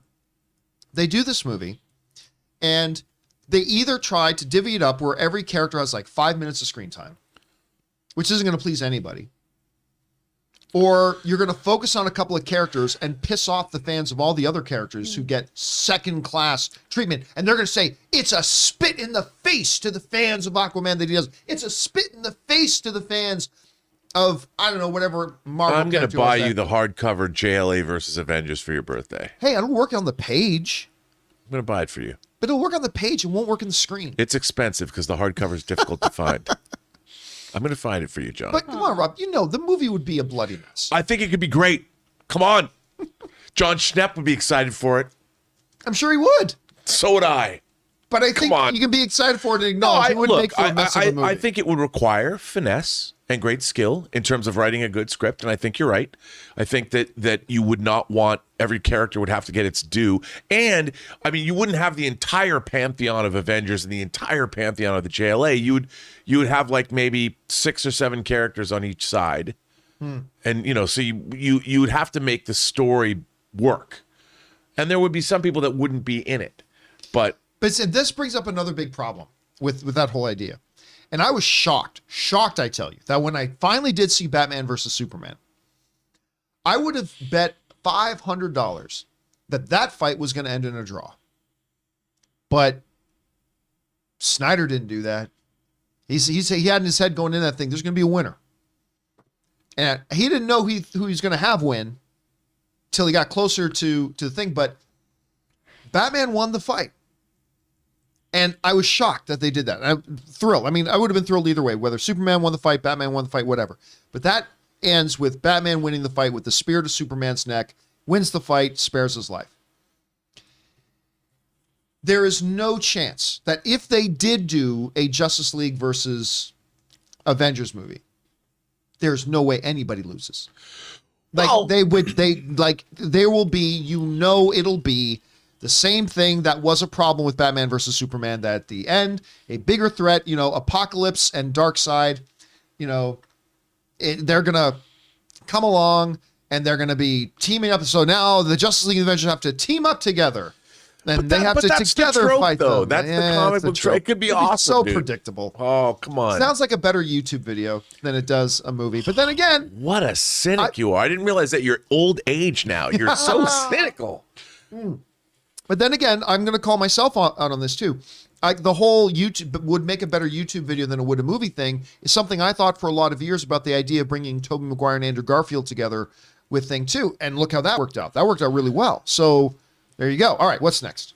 Scotty H. I just finished watching House of Lies with Don Cheadle, Kristen Bell, and Ben That Short. show is so good. I loved it. What do you all think of it? I love that show. It was good. Don Cheadle was so slick. And it's a filthy show too. Like, I'm not gonna lie. I like filthy. What can I say? Bring on the filthy. It's a filthy show. But Ben Schwartz is so good in it. And I never knew the name of the guy who was their fourth. So you had Don Cheadle, Kristen Bell, Schwartz, and then there was the kind of more clean cut, Michael J. Fox kind of guy. Yeah. And I never knew that actor's name, but he was great too. I love the show. I thought it was good. Show. Did you guys watch it? Yeah, I liked it. I thought it was a good show too. I didn't watch it, but I need to because You should. I love Ben Don Schwartz. Cheadle's really good in it I'll watch too. anything with Kristen Bell. Oh, she's amazing. Yeah, she's great in it too. All right, what's next? Andy, crazy idea. Zevia should somehow get the Sons of Anarchy logo and put their logo on top of it and replace the caption with cheap sons of bitches. Get it? Sons of Anarchy, Sons of Bitches. I like it. Yeah, they absolutely should do that, Andy. All right, what's next? Tyler V602. Theory. Morbius takes place while Tobey's Spider-Man is in the MCU, making Venom and Morbius in the Raimiverse. All the evidence in the trailer shows. I don't know that I would call that evidence. There's a probability. I mean, a possibility there. Yes. By the way, speaking of Morbius, we found out that the final Morbius trailer is coming on Monday, which I'm not going to lie to you. I'm getting really excited for that movie. Me too. I love the design of Morbius. Yes. I love that design. I think it's great. And it's Jared Leto, and I'm a big fan. And that clip that they released where he's on the ship and then just starts murdering people. Wrecking dudes. That looked really good. Now, look, there are many, many ways this movie can go south. But I'm just telling you, everything I've seen has got me really excited for it. And I'm getting ridiculously excited for it. So here's hope. I can't wait to see the new trailer. All right, what's next? Daryl Best Wadley. It's been 10 years since the last solo Batman movie. I'm so excited for the Batman. Really? Oh, yeah, I guess 10 years since The Dark Knight Returns. Listen, when we were talking about Batman Begins, it's like, oh, yeah, that movie came out, what, 2000?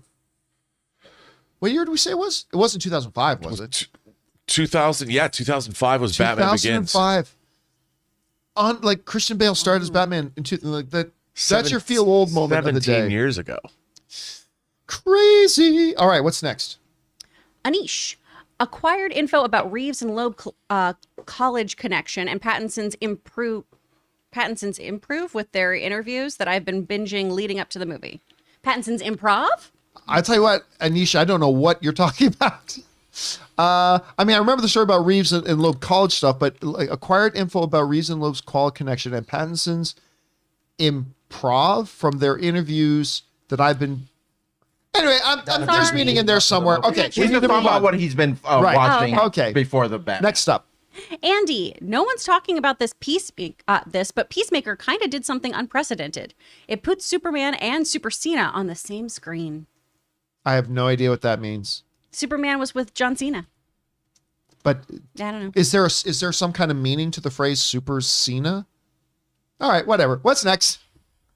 Tyler VX02 idea. Morbius versus Blade would be cool.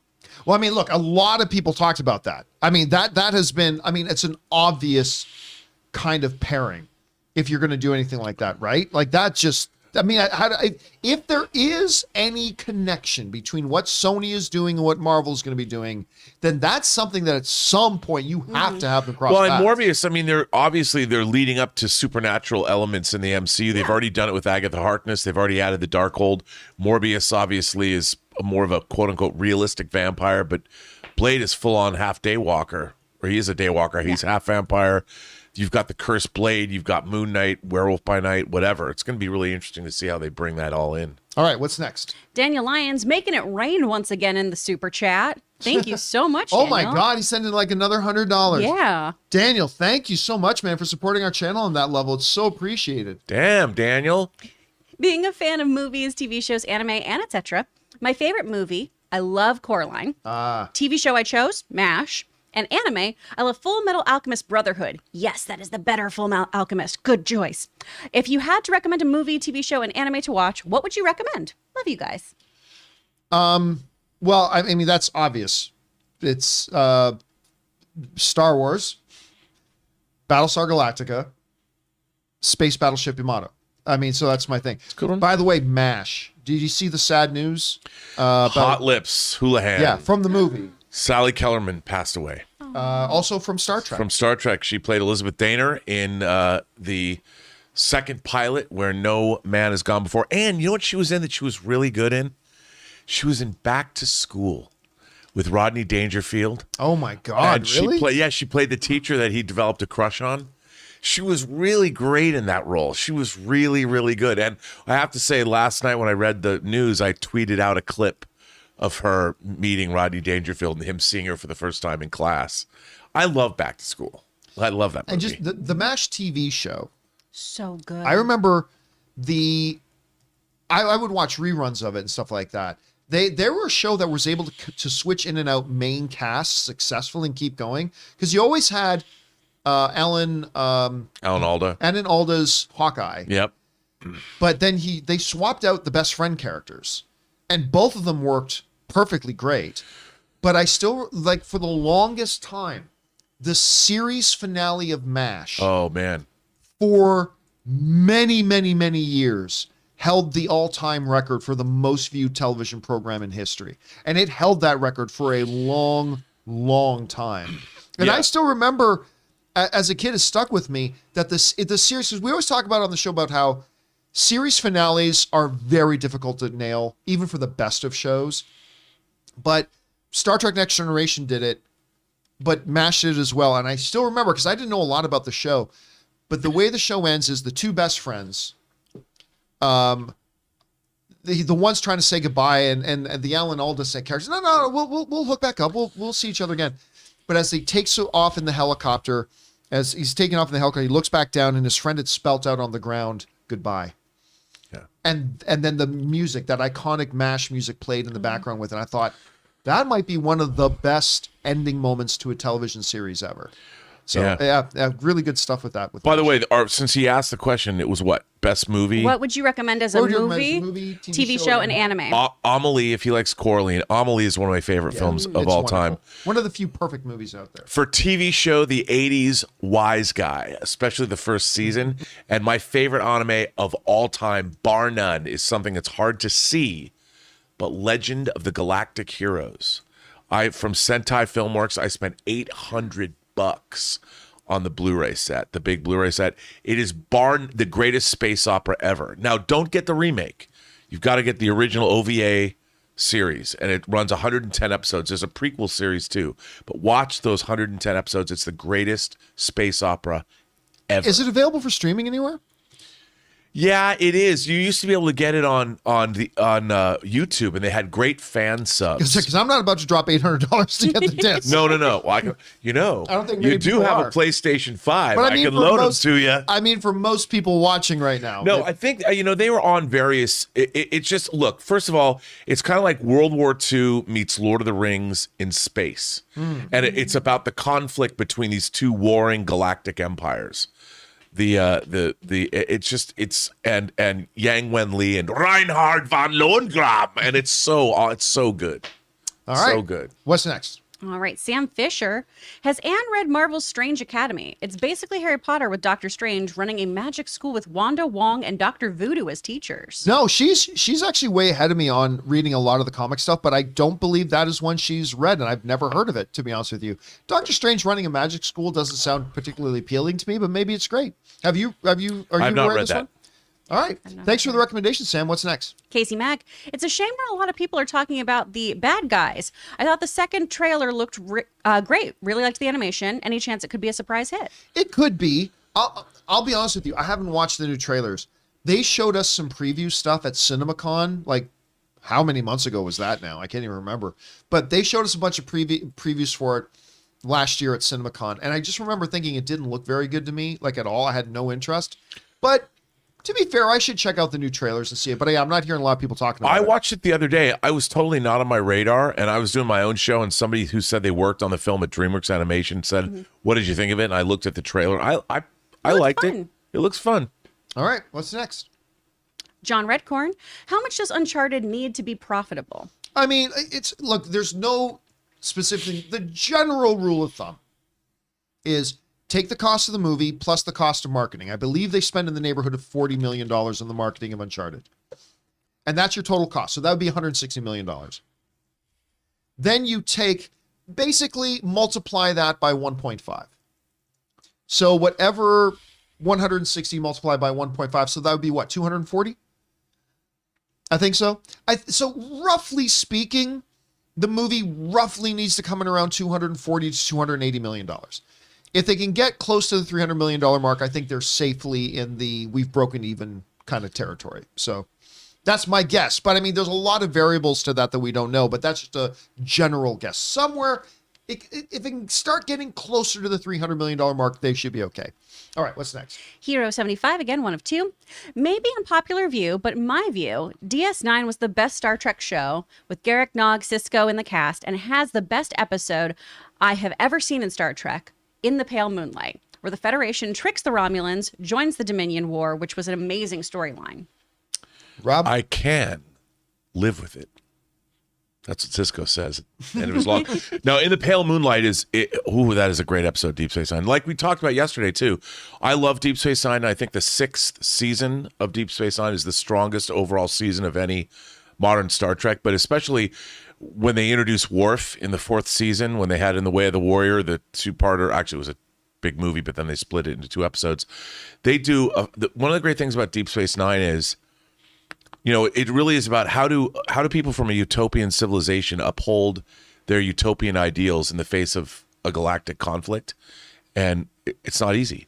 And the great thing about Deep Space Nine is not only was the principal cast great, but all of the secondary cast was amazing, and it really holds up. And they tried to figure out the 1st, 2nd, 3rd season, they had to figure out what is the show really about, and then when they really joined the Dominion conflict in earnest, it's an incredible show. Now, the name of the episode was... In the Pale Moonlight. Was the episode before it called Have You Ever Danced with the Devil? No. They missed opportunity there. But that actually could have been a great 2-parter. But In the Pale Moonlight is what's so devastating about that episode is it shows the whole idea of the needs of the many outweigh the needs of the few or the one. Benjamin Sisko compromises who he is as a human being, as a man from Earth. He has to compromise himself and the ideals of the Federation for the greater good. If he does not commit essentially a sin, the war could be lost. And it asks an amazing moral and ethical question that we haven't seen much in Star Trek. All right, what's next? Comic Nizer. Also, I work at a Walmart in Alabama, and I put on your show during my lunch break, and now you have a whole shift that watches your show every day at lunch. Oh, well, listen, I always get a big kick when I hear from people who have become evangelists of our own show and spread the good word of the show. So thank you so much for that, Comic Nizer. Really appreciate it. And everybody who watches it with you. Thank you so much for being here. Okay, what's next? Daryl Best Wadley. I saw Raiders of the Lost Ark for the first time last year at home during the pandemic. I can't wait for next week's movie club. Oh, listen, I always get a little bit of jealous when I hear from people who've watched these big classic movies for the first time. Ray Ora is about to watch Raiders of the Lost Ark as well for the first time, and I am confident he's going to be on that train with you, man. Again, my favorite of the Indiana Jones movies, though, is still Last Crusade. That's still my favorite one. And that, I mean, man, that last shot too, with the 4 of them on the horses riding off into the sunset. You have to watch the Raiders of the Lost Ark to get the Last Crusade. I think so. Yeah. Trust me. Yeah, you're going to enjoy yourself, and you're not going to fall asleep. I promise you, Ray. I promise you're going to love it. All right, what's next? City of Swift. With The Godfather releasing in theaters today, it gets me thinking about what they'll show when they'll show Heat in theaters again. To hear that final shootout in a theater, I was there in LA when they shot it when I was a wee lad. I don't think there ever will be. Now, there have been the odd independent theater or, the odd screening of Heat here and there, absolutely. But there's never been I don't think there ever will do a mounted nationwide re-release of Heat. While it is amazing, it doesn't carry that same prestige to say The Godfather does. But one never knows. But you'll always find, if you live in even a remotely populated area, every once in a while there'll be a special screening of Heat. But I don't think you see a national campaign. What do you think? No, I don't. There is a 4K restoration being done of it. It hasn't come out yet, but I mean, I could see one night only, or a Fandango, or not Fandango, a Fathom event showing it. But man, is that gun battle on the streets of LA and Heat one of the great things ever put on film. All right, what's next? Stubble McShave. I heard Dinklage will star in a remake of The Fugitive. Instead of a doctor, he's going to be a clairvoyant psychic. What? No, because it's a dwarf joke. That is not. Wait a second. I heard Dinklage was in the remake of The Fugitive. Instead of a doctor, he's going to be a clairvoyant psychic. It's about a small, medium, at large. That's not cool. Oh, stubble. That's not Double. All right, next up. Sam Fisher, what is everyone's favorite direct Shakespeare adaptation? I mean, one that uses the original dialogue. So think Hamlet, not Lion King. Sorry, I'm having a hard time finding. Okay, so what is everyone's favorite direct Shakespeare adaptation? I mean, one that uses the original dialogue. Probably. I mean, the newest Macbeth was great. Very good. But there was something so creative about the way they did it with Leonardo DiCaprio, Claire Danes' Romeo and Juliet. I mean, just the way they used the original language and made it fit in with a modern context. Yeah. That was really something. So I'm going to go with that one. What about you? I got to go with Ian McKellen's Richard III. Man, do I love that movie. It's funny because I watched it recently and I'm like, and again, it's one of these adaptations where it's kind of set in not a modern, but a alternate world kind of it's really good. What about you, Chris? The new Macbeth, definitely. Or I really like Kenneth Branagh's Much Ado About Nothing, which also has Denzel. Oh, that one's so good. It's so good. One of the Emma reasons why I Thompson's love so good. Kenneth Branagh so much. His adaptation of Henry V. Oh, yeah, I me love too, that. Me too. We few, we happy few, we band of brothers, man. Ooh, that was good. All right, what's next? Reamer Bulldog. Rewatching WandaVision and Doctor Strange to get ready for Multiverse of Madness. Also excited for the Batman next week. I mean, look, we were talking before the show started today. We've got a lot of great stuff coming. Yeah, we do. I mean, and we're not even talking like in the long term. I mean, we've got Obi-Wan coming. We've got Moon Knight coming. We got the Batman opening this week. We got Doctor Strange ain't so far away. Thor: Love and Thunder ain't that far away anymore. How dare Picard you. season 2. How dare you, What's that? John? Picard season season 2. I mean, you say that like that. I loved Picard season 2. See, I'm Yeah. sharpening Very my much. knives. Yeah, I'm I'm looking very forward, like, much. hey. See, that's the problem. That you go into it expecting that. No, That's it could the be thing. good. They're going to bring back the Stargazer. You are literally saying that as you're rubbing your hands together like this. You're already planning how you're going to complain about it. No. Hey, look, maybe it'll surprise me and I'll love it. Yes, Well, Terry I did love Matalas. it. Terry Matalas. He worked under Brian Braga. He did the 12 Monkeys series, which I thought was good. You know, he's basically the showrunner on this season of Picard. Hope springs eternal. It's like that you're trying to say that while you're still doing this Hope with your hands. Okay. true, I But can't there's a help myself. lot, seriously, there's a lot of great stuff coming. And up, Halo. Melissa. And Halo's coming. See, See, because John? you know what? Your enthusiasm has gotten me excited about it. And I wasn't excited about it before. I but got am 2 now. seats right here on this Warthog for you and Rob. I know Chris is already in, right, Chris? All right. What's next? Reamer Bulldog. Rewatching WandaVision. Oh, we just did that Oh, one. whoops. We did. oh. William? William M. Buttlicker, a very prestigious name. I watched Batman Forever for the time. Now I can't stop listening to Seal's Kiss from a Rose. Let's bring that song back for the Batman. I'm telling you what, no, in all seriousness, there are some songs that have forever like imprinted for me in my memory their association with a particular movie. Like Bryan Adams, Everything I Do for You, Robin Hood, Prince of Thieves, right? Just right there. Never close your eyes. And it's Top Gun. But Seal's Kiss from a Rose is so, and whenever I hear that, whenever I see Seal, I see images of that Batman film in my head. Like it is so connected. Do you guys have any songs for you that are like absolutely inseparably connected to a movie for you? Breakfast Club, that final Oh, song. don't you forget me. Don't you And also the forget Armageddon us. song.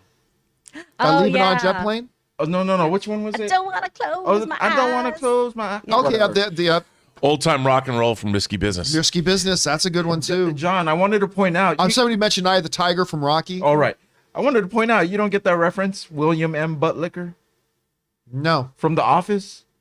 When they did that pretend phone call, Jim and Dwight, and then Michael's like, I like your I don't voice. remember the episode. Okay, never mind. I probably remember the episode. I don't remember Yeah. that moment though. You'll have to visit We'll it get to on it the Office in our version. new podcast. The Office Virgin. By the way, we recorded our first, it's not up yet, but we recorded our first episode of The Office Virgin, talking about the pilot episode yesterday. So that'll be on. We'll let you guys know when we're going to put that up and online for you. All right, what's next? Revan finally got around to watching Paddington. What an adorable movie and much needed in times like these. Look, you can laugh all you fucking want. If Paddington 3, and this is a huge if, But if Paddington 3 is on the same level of Paddington 1 or 2, it is in the conversation for the top 5 trilogies of all time. And you can laugh, as ridiculous as that sounds. The first 2 Paddington movies, dare I say, are masterpieces in joyous filmmaking.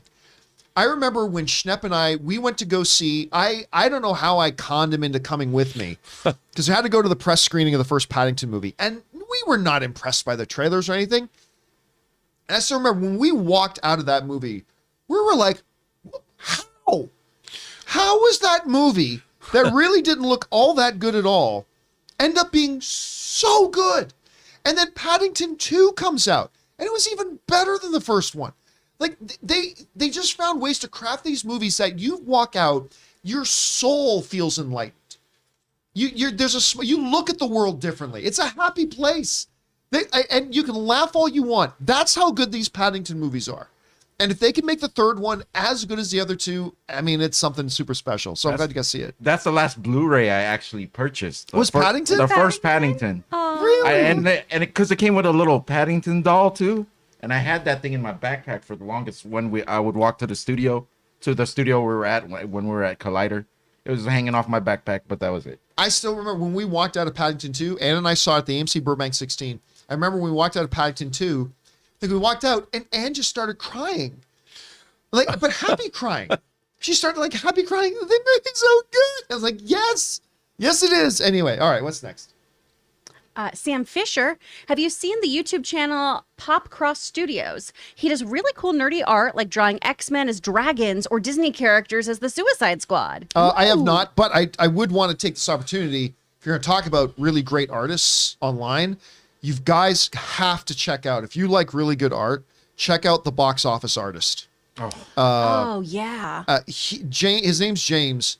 He is so good that Disney actually commissioned him to do a bunch of shit. Oh, good for him. He is so ridiculously talented. And I remember when I first took notice of James, he had 10,000 subscribers on YouTube.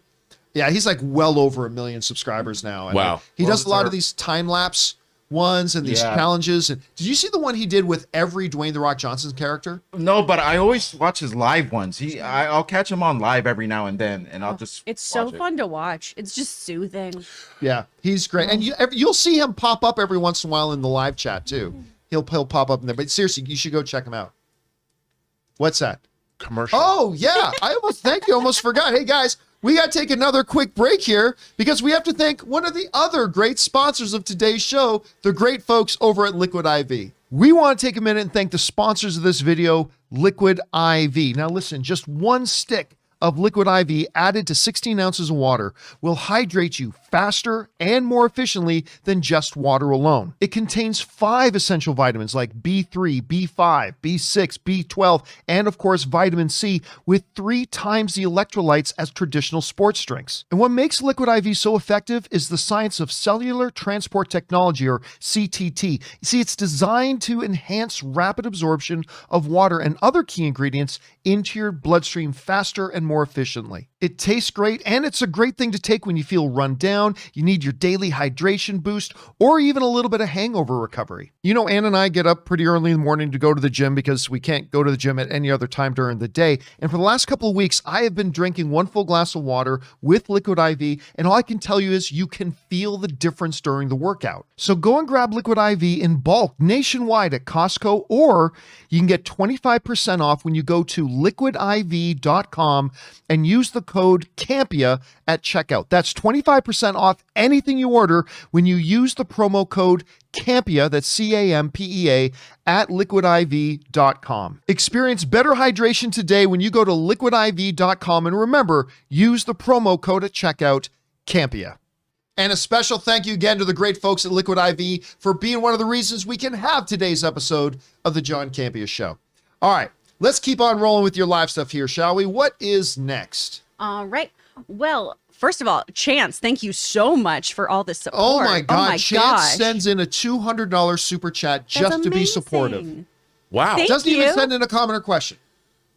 Just send it in to be supportive. Wow. Chance, thank you so much, man. We appreciate it. Thank you for supporting. That's amazing support, man. That's a huge vote of confidence. Thank you so much, sir. dude. That's amazing. And not just on behalf of myself, but on behalf of everybody who even watches the show. Thank you for being such a big supporter of the show. We appreciate that so much, dude. All right, what's next? Rafael Castillo saw Cyrano and wow, do I love it. Dinklage, who I've admired since The Station Agent, such a good movie, So good. has such an expressive face. Haley Bennett is angelically beautiful, and Kelvin Harrison Jr. was wonderful as Christian. I got around to watching Cyrano. You guys know Cyrano was in my top 3 most anticipated movies of the year. It's The Batman, it's The Northman, and it was Cyrano. I really enjoyed Cyrano. Peter Dinklage is fantastic in it, like absolutely fantastic. The movie wasn't quite as good as I was hoping it would be. Yeah. I mean, That's how I it's felt. don't get me wrong, it's very good. It's very good. But it wasn't quite the one. They'd make a very interesting creative decision near the end of the film. There's several musical numbers, and I know you've seen it too. Yeah. There's a musical number in it where they go, heaven is wherever I fall. So, but it was like completely out of place with the rest of the movie. It's like this whole movie is about Cyrano and Roxanne and Christian, and then all of a sudden, they take this 7-minute segment of the movie where it's all about these other men going to war and the tragedy of them dying. It's like, but this isn't connected to anything else we've been doing, and I just couldn't connect with that scene or whatever, and it just felt like a waste of time. Exactly. When watching it too, that was one of my husband's favorite songs. But it was like, but this isn't It is part a great of this song. story, though. Yeah. This seems so disconnected from the rest of this story. And a lot of the music too, I just was wondering why everything was so slow. Some of the numbers at the beginning of the film, I was like, can we just like double time this? Yeah. Can we really, really have some fun with this, especially if we're singing while we're doing sword fighting training and get some really cool choreography in here? Yeah, it was just missing a little something special in there. But Dinklage is incredible. Dinklage in this movie, I'm telling you, there's a couple of scenes where like Roxanne just thinks they're really, really great longtime childhood friends. And the way Dinklage plays the scene with his face about trying to hide the fact that he's desperately in love with her, the hurt that he's feeling that she's expressing affection for another, while trying to put on a facade that he's super excited for her and wants to support her. Like, and you're watching Dinklage doing this, and you're like, yeah, this is what, a 4-time Emmy Award winner, or however many Yeah. Emmys he's won. I'm telling you, he's fantastic in it. You're right. The dude who played Christian was wonderful. The girl who played Roxanne is Haley wonderful. Bennett's so good. Although all men around the world watch this movie and go, perfect example about how women don't get it. But that's kind of what probably a lot of things like. It's like the most toxic friend zone ever. Poor Cyrano. But still, like, I think it's definitely a movie worth watching. Again, not as good as I was hoping it would be, but Dinklage, unbelievable. in it. It's a masterclass in showing, not telling. Yeah. He just is. He's so expressive. He Yeah. does such wonderful work. Such a good job with it. All right, what's next? All right, from KH, who sends in a $200 super chat. Woo! What is y'all are wilding today? What is happening? I Happy birthday your to birthday. Don. Happy Friday to KH. I don't know what you just wrote, but thank you as well so much for sending that in and supporting our channel on that level, guys. Thank you so much for supporting the content you watch. What does KH have to say? So I'm KH dying to says, know. Just needed to show my appreciation. Saw a patient watching your show yesterday, and we talked forever about the show, Doctor Strange, and Batman. Hope everyone has an awesome weekend. Love y'all, and especially Chris. Oh, Hi. Okay. Hi, KH. Thanks. so first of all, wow, you saw a patient. So Yeah. is KH a doctor? If they're dropping $200, you a doctor, KH? What's going on? Hi. I love you, Logan. He's in the chat just being like, this bitch wife of mine. Well, I mean, honestly, I don't know. Thank you so much, KH, for the kind words, and it's awesome that you came in. I don't know if you're a regular viewer and you happen to also see a patient, or if the patient turned you on to what we're doing here, but good to have you here regardless, and thank you so much for the support, man. We really appreciate it. I just like a doctor talking to their patients about Doctor Strange and the Batman. I mean, I want a doctor like that in my Great life. bedside manner. I love that. You know, That's All right, awesome. what's instead of next? talking about my prostate. Instead of talking about- But they need to, Rob. I know. Why, son? Sanchez. Rob, can you try to convince John to add Blood In, Blood Out, Bound by Honor to Movie Club? Oh I saw my the God. panel you did. For those of you who don't know, Blood In, Blood Out is like the East Los Angeles Godfather. It was directed by Taylor Hackford, and I was very honored. Last year, we hosted a reunion of the cast of Blood In, Blood Out, including director Taylor Hackford, who is married to Helen Mirren. And if you watch the YouTube show and you watch the whole thing, Helen Mirren even poked her head in and was in it. John, you, my friend. Well, no, we've talked about Blood In, Blood Out, but I mean, it's not going to be a movie club movie because it's hard to get the movie at all.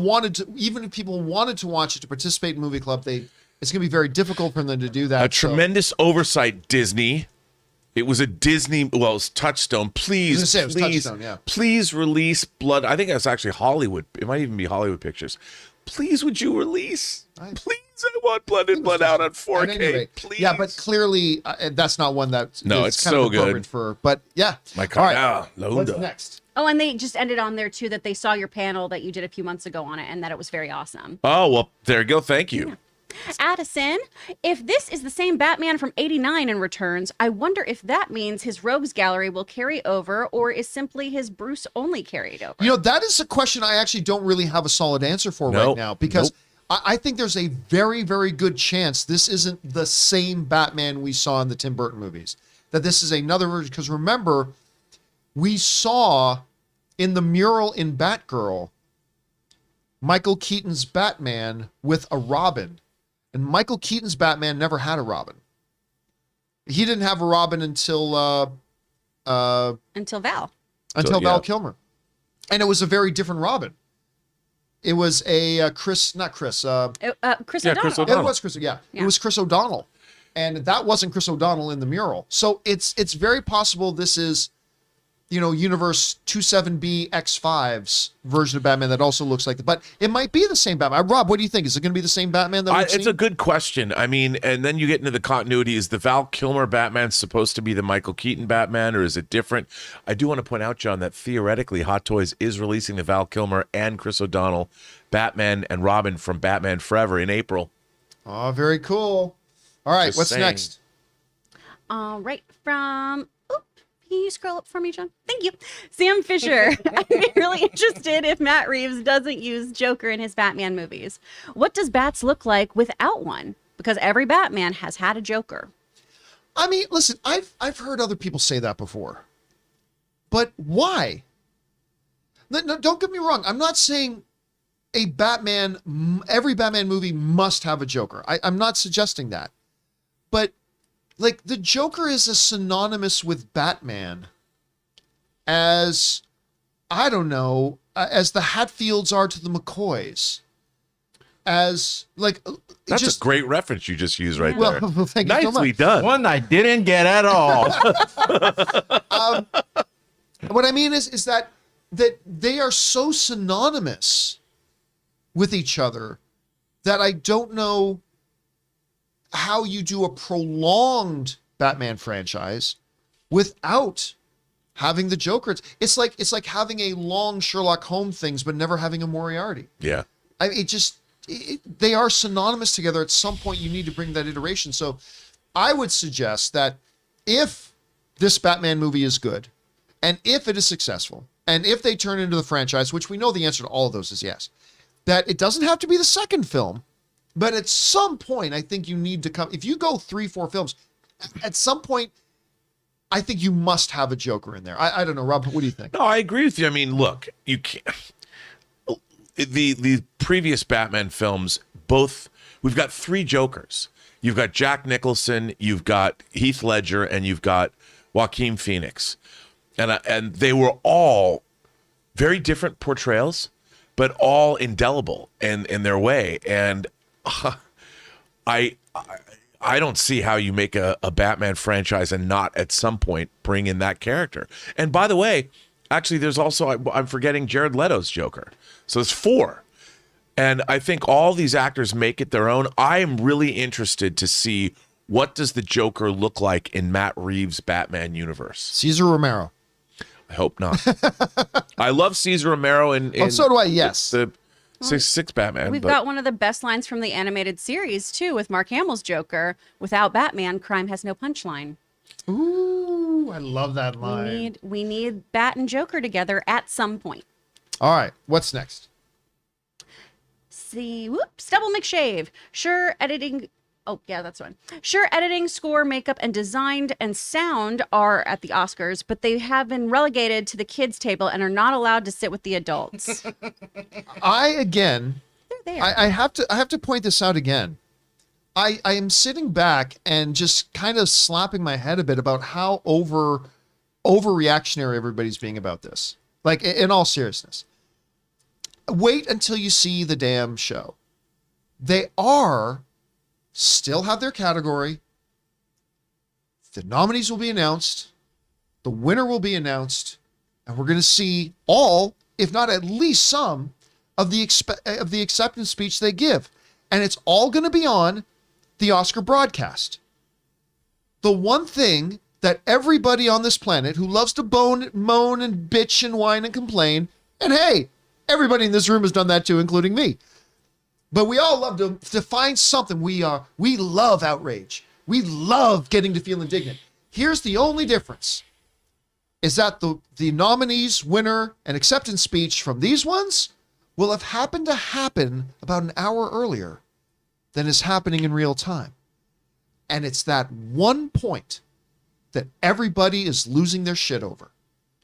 And I'm just telling people, pull up your drawers, take a deep breath, and let's see how it actually plays out. Because I'll tell you what, the day after the Oscars, I might be the one ranting and raving about if they totally do it wrong. And believe me, I will join the chorus, because there's nothing I like doing more than complaining about the Oscars the day after the Oscars. But if they do it right, the way I suspect they will, it's going to be barely noticeable. But, right. And I understand. I take your point about it. We're talking about a show for the audience. But they have made a judgment as far as which categories they feel they don't have to have, that they can somehow say these categories are not as important as these other categories. No, they have not. The judgment they've made is what categories are important to our audience. They are not made a judgment about what categories are important. They're saying this is what we've judged that are the ones that are important to our audience. But here's the thing. And there's a difference. But here's the thing. The Oscars themselves as an award show, it didn't begin as an award show. It is supposed to honor the art of making movies. You either do that and then say, we'll let you in by making a show. Here's a show if you guys want to watch.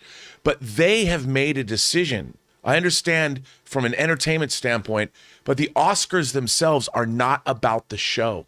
They're about honoring the craft of movie making. The show comes next. It comes secondary because it's become a thing. But their own constituency, you've got the actual people that are honoring the art of filmmaking, making a judgment by saying these categories are not as important as these categories. Even though they're all part of the show, they're not being now put on the same plateau. You know, one is being lessened. Not one, but 8 categories. And you're talking about a whole tradition, a whole people that have worked for, decades on their craft. And I think I understand what your point about the show is, but I still can't help, and they're still making a value judgment. I disagree. I think there's a difference between them making a value judgment and making a judgment of what they think the audience is responding to. And I do find it a little hypocritical of the whole movie fandom, that every fucking day, all I hear all the time is everybody complaining about the Oscar show. Everybody complains about it. The Oscar show should do this. The Oscar show should do that. Then the moment they do something about the show, people are like, oh, it shouldn't matter. About the show itself shouldn't matter. And I hear, I'm not talking about you, but I'm talking about how many times I've heard this from people. And again, I think at the end of the day, when we watch this broadcast, I don't think there's going to be an issue.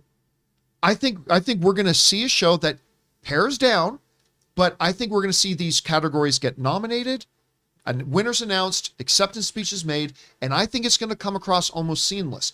And then it's just going to be about complaining on principle. But I honestly think, and again, I could be wrong, and I could be complaining and bitching louder than anybody else the day after the Oscars. But I think it's going to work. I think though that the real problem here is not the show; it's the actual movies that are getting nominated and the place that movies hold in our culture now. And we just don't have movies, and the movies that are being nominated for Oscars, the studios are no longer making movies, populist movies that are getting Oscar nominations. And that's the real problem. You're getting films that most people haven't seen that are driving the Oscar But that's been true for a very long time. Well, yeah, but I mean, think about what used to get nominated, say 30 years ago, as opposed to now. I mean, even now we've got, movies A24 or whatever, pick your, and I love A24, but I think that the movies that are being nominated are not movies that also capture the popular imagination. You know, like that argument you make about favorite and best. Yeah, but when you go back to the Oscar nomination list for the past 30 years, they're always populated with films that weren't a part of the popular pop cultural zeitgeist, that a lot of people were familiar with. I mean, there was usually always a mix. been the case.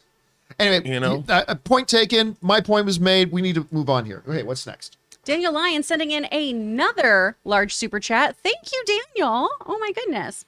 Also, is there a line from a movie or TV show that always hits you in the feels whenever you hear it? For me, it's, "We're going to be okay. You can rest now." I remember when I saw this part in Avengers Endgame, I cried so much. That was a sweet moment. I mean, it was a sweet moment. I didn't think it was that great, but it was a sweet, like, for instance, if we're going to talk about in that series of films, I honestly thought the Peter Parker, "I don't want to go, Mr. Stark," was even more powerful. Like, I thought that was, because, I mean, I think the "You Can Rest Now" would have been something if that had been something that had been planted throughout the MCU, you know, that Iron Man has been looking for his way out. If that was ever part of it, then that last line would have been great to me, but it was still very good. It was still very good to me. But for me, it's always in Rohan Shall Answer. I mean, that's just, that to me is the one that always gets me. That, and also in Lord of the Rings, "My friends, you bow to no one." That one almost gets me to tears every single time. Do you got one or two that sticks with you a lot? I think this is the beginning of a beautiful friendship. The end of Casablanca. Yeah. I mean, you know, I've loved that since I was a little kid. Or can I guess what you're going to say? His was the most human. Dude, you got it. And all the souls I've encountered in my travels. You nailed it. You nailed it. Good job, man. Good job. Do you have one, Chris? Like a line that always gets you every time? When David Tennant's doctor is saying goodbye to Rose Tyler and he tells her that he's burning up a son just to say goodbye. And also the Rose Tyler eye, and then that cuts off their communication so he doesn't get to tell her that he's in love with her. I sob every time. All right, what's next? Next we have Purple Queen. Happy Friday, John and crew. Wanted to know, what are your guys' favorite comfort shows? Parks and Rec. I mean, like seriously, if I'm like, I've just got a little time to kill and I'm just whatever, I can pop on. Also The Office, but honestly, Parks and Rec, I can play roulette with that any day. Just close my eyes, scroll through the episode list, then randomly hit play and just start watching it. For me, it's Parks and Rec. Do you have one? New Girl. Oh, you know what? That show was great, except for the one season when they had Nick and Jess break up. Yep. Oh, I completely agree. I feel like they completely changed. I mean, they might have changed writers because like the whole feel of the show was different that one season. It's very disjointed. But yeah, it's did weird. you see that they've got a podcast now? They do. Welcome to our podcast. Yes. I'm really I've got to excited start to listening tune to into that. it. Yeah. I love that. Do you have a comfort show that you go back to? Yeah, and I'm sure people are going to be shocked that I say this. Picard. Star Trek, the original series. Yeah. Picard. Why do you do this to me? Why do you got the slings and arrows that people throw at me? My God. All right, what's next? Sam Fisher, watching Frasier reruns on Hallmark because insomnia, and I saw their next movie is set in a trattoria. At least they hired Italian actors, unlike Luca, LOL. I mean, but I keep forgetting I haven't heard anything about it in a long time, but they had announced a while ago that they are doing a revival. It's not a reboot, it's a revival of Frasier. Yeah. And count me in. I loved Frasier. I thought that show was great. I mean, obviously, you know, the dad's not there anymore and the dog is obviously not there anymore. But yes, damn it, I love that show. And really, David Hyde Pierce, who played Frasier's brother Niles, other than doing the voice of Abe in Hellboy, I really don't know that he's done anything else. He's done a lot of theater. I got to see Has him in he? Spam a lot, and he was amazing. Oh, that sounds cool. It was so fun. All right. What's next? Pablo Zuniga. Chris, hi. As a voice actor, what are your thoughts on Kermit's newer voice? I honestly hate it.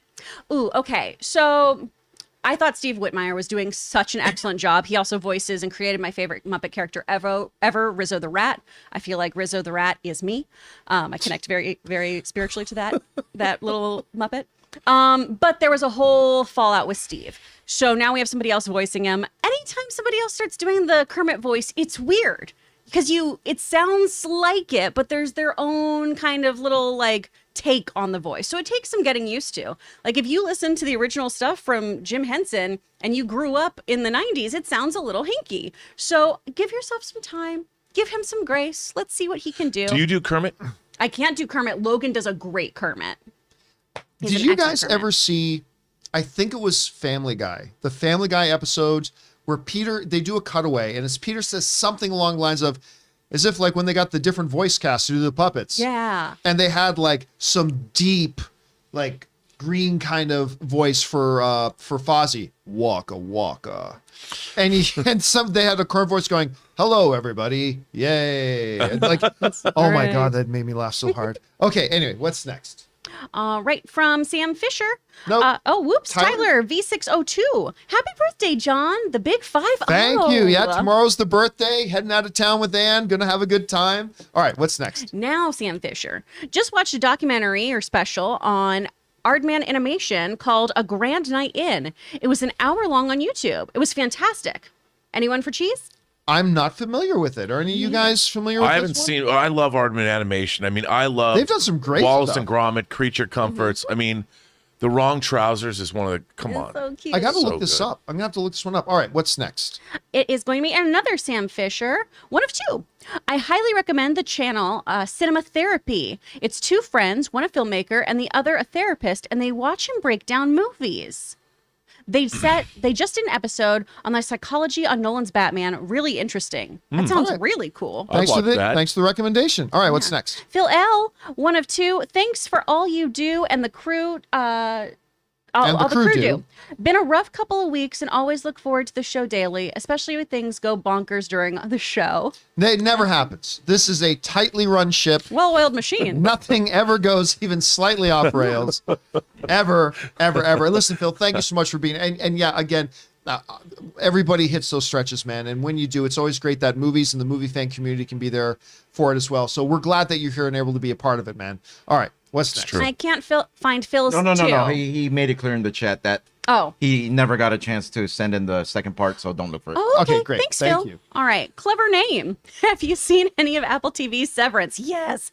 The wife and I are hooked. Serious Black Mirror vibes. Watched first episode last night. What'd you think? I thought it was very interesting. I at least like a little predictable. Like, because as soon as you hear that Penny, no, what's the guy's name? Petey. As soon as I heard that Petey's not here anymore, I thought, well, he's clearly going to find him outside of the office. But other than that, the whole notion of it was pretty. And the ending of the first episode is kind of like, oh, okay, what's going on here? Yeah. So, how many episodes are out now? Do you know? There's 3 out now, so I get to watch the third one today. I'm very excited. Okay, so I'm only on episode 1. I got to tell you though, because you guys were talking about it the other day, I quite liked it. Ann and I both quite liked it. Have you seen it yet? I walked in last night and Elizabeth's watching it. I'm like, yo, yo. That's And TV cheating. I was TV cheating. Oh, I did. that's a good That phrase. was TV cheating. I made her turn it off. I'm like, this is unfair. We're watching this weekend. This is some sci-fi horror dystopian stuff. You can't deny this from me.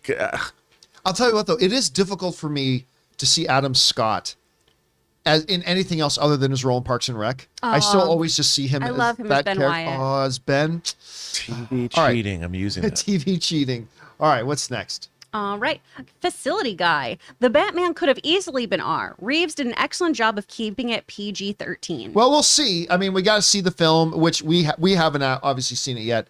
But yeah, I have a feeling I'm going to walk out going, yeah, that could have been R. That could have been, I don't know. We'll find out, though. All right, what's next? Spencer Nielsen, fun historical fact. Because Adolf Hitler, oh, that worries me, had an interest in the arts, there was found an unpublished manuscript of his second book, Minecraft. Oh, boy. No. Y'all. All right, what's next? Kevin Joyce, new Matt Reeves Collider interview got me hyped. Haven't seen that one yet. All right, what's next? And then we've got a bunch of support here. Mr. Cool Breeze 69, Noah AG, Nick Ellion. All right, dude. y'all. And thank you guys for sending in those in just to be supportive. And guys, that'll do it for this week's installment of the John Campea Show. Again, guys, I hope you guys have a fabulous weekend ahead of yourselves. I know I'm going to have some fun. I hope you guys do too. And I hope you have a good one. I want to thank the people who are here joining me. First of all, sitting over here, Mr. Robert Meyer Burnett. Robert, where can people find you online? Well, first of all, John, I want to wish you a very happy birthday. thank you. It is great to be working with you. We're having such a great time, so thank you very much. You can find me on Twitter at BurnettRM, find me on Instagram at Robert Meyer Burnett, or find me on my own YouTube channel, The Burnett Work. Sitting right beside him, Ray Ora. Where can people find you? Ray Ora with a 0. Happy birthday, John. Well, thank you, sir. And right beside him, of course, is Chris Carr. Chris, where can people find you? You can find me at actor Chris Carr on both Instagram and Twitter. You can also find me at a Hyundai dealership today. And happiest of birthdays, John. Well, thank you. And guys, may you all have a wonderful weekend ahead. Big special thank you to all you guys who sent in those comments and questions. Number one, because you gave us something great and fun to talk about. But number two, you supported this channel as you did, and all of us involved with the John Campea Show. Thank you guys very much for your support. But also, programming note, this isn't the last video we're putting up today. Rob and I are going to be doing a mailbag episode that will go up a little bit later today. So keep your guys' eyes open for that if you've been sending in questions the last few days. All right, guys, that'll do it for us. My name's John Campea, and until next time, my friends, bye-bye.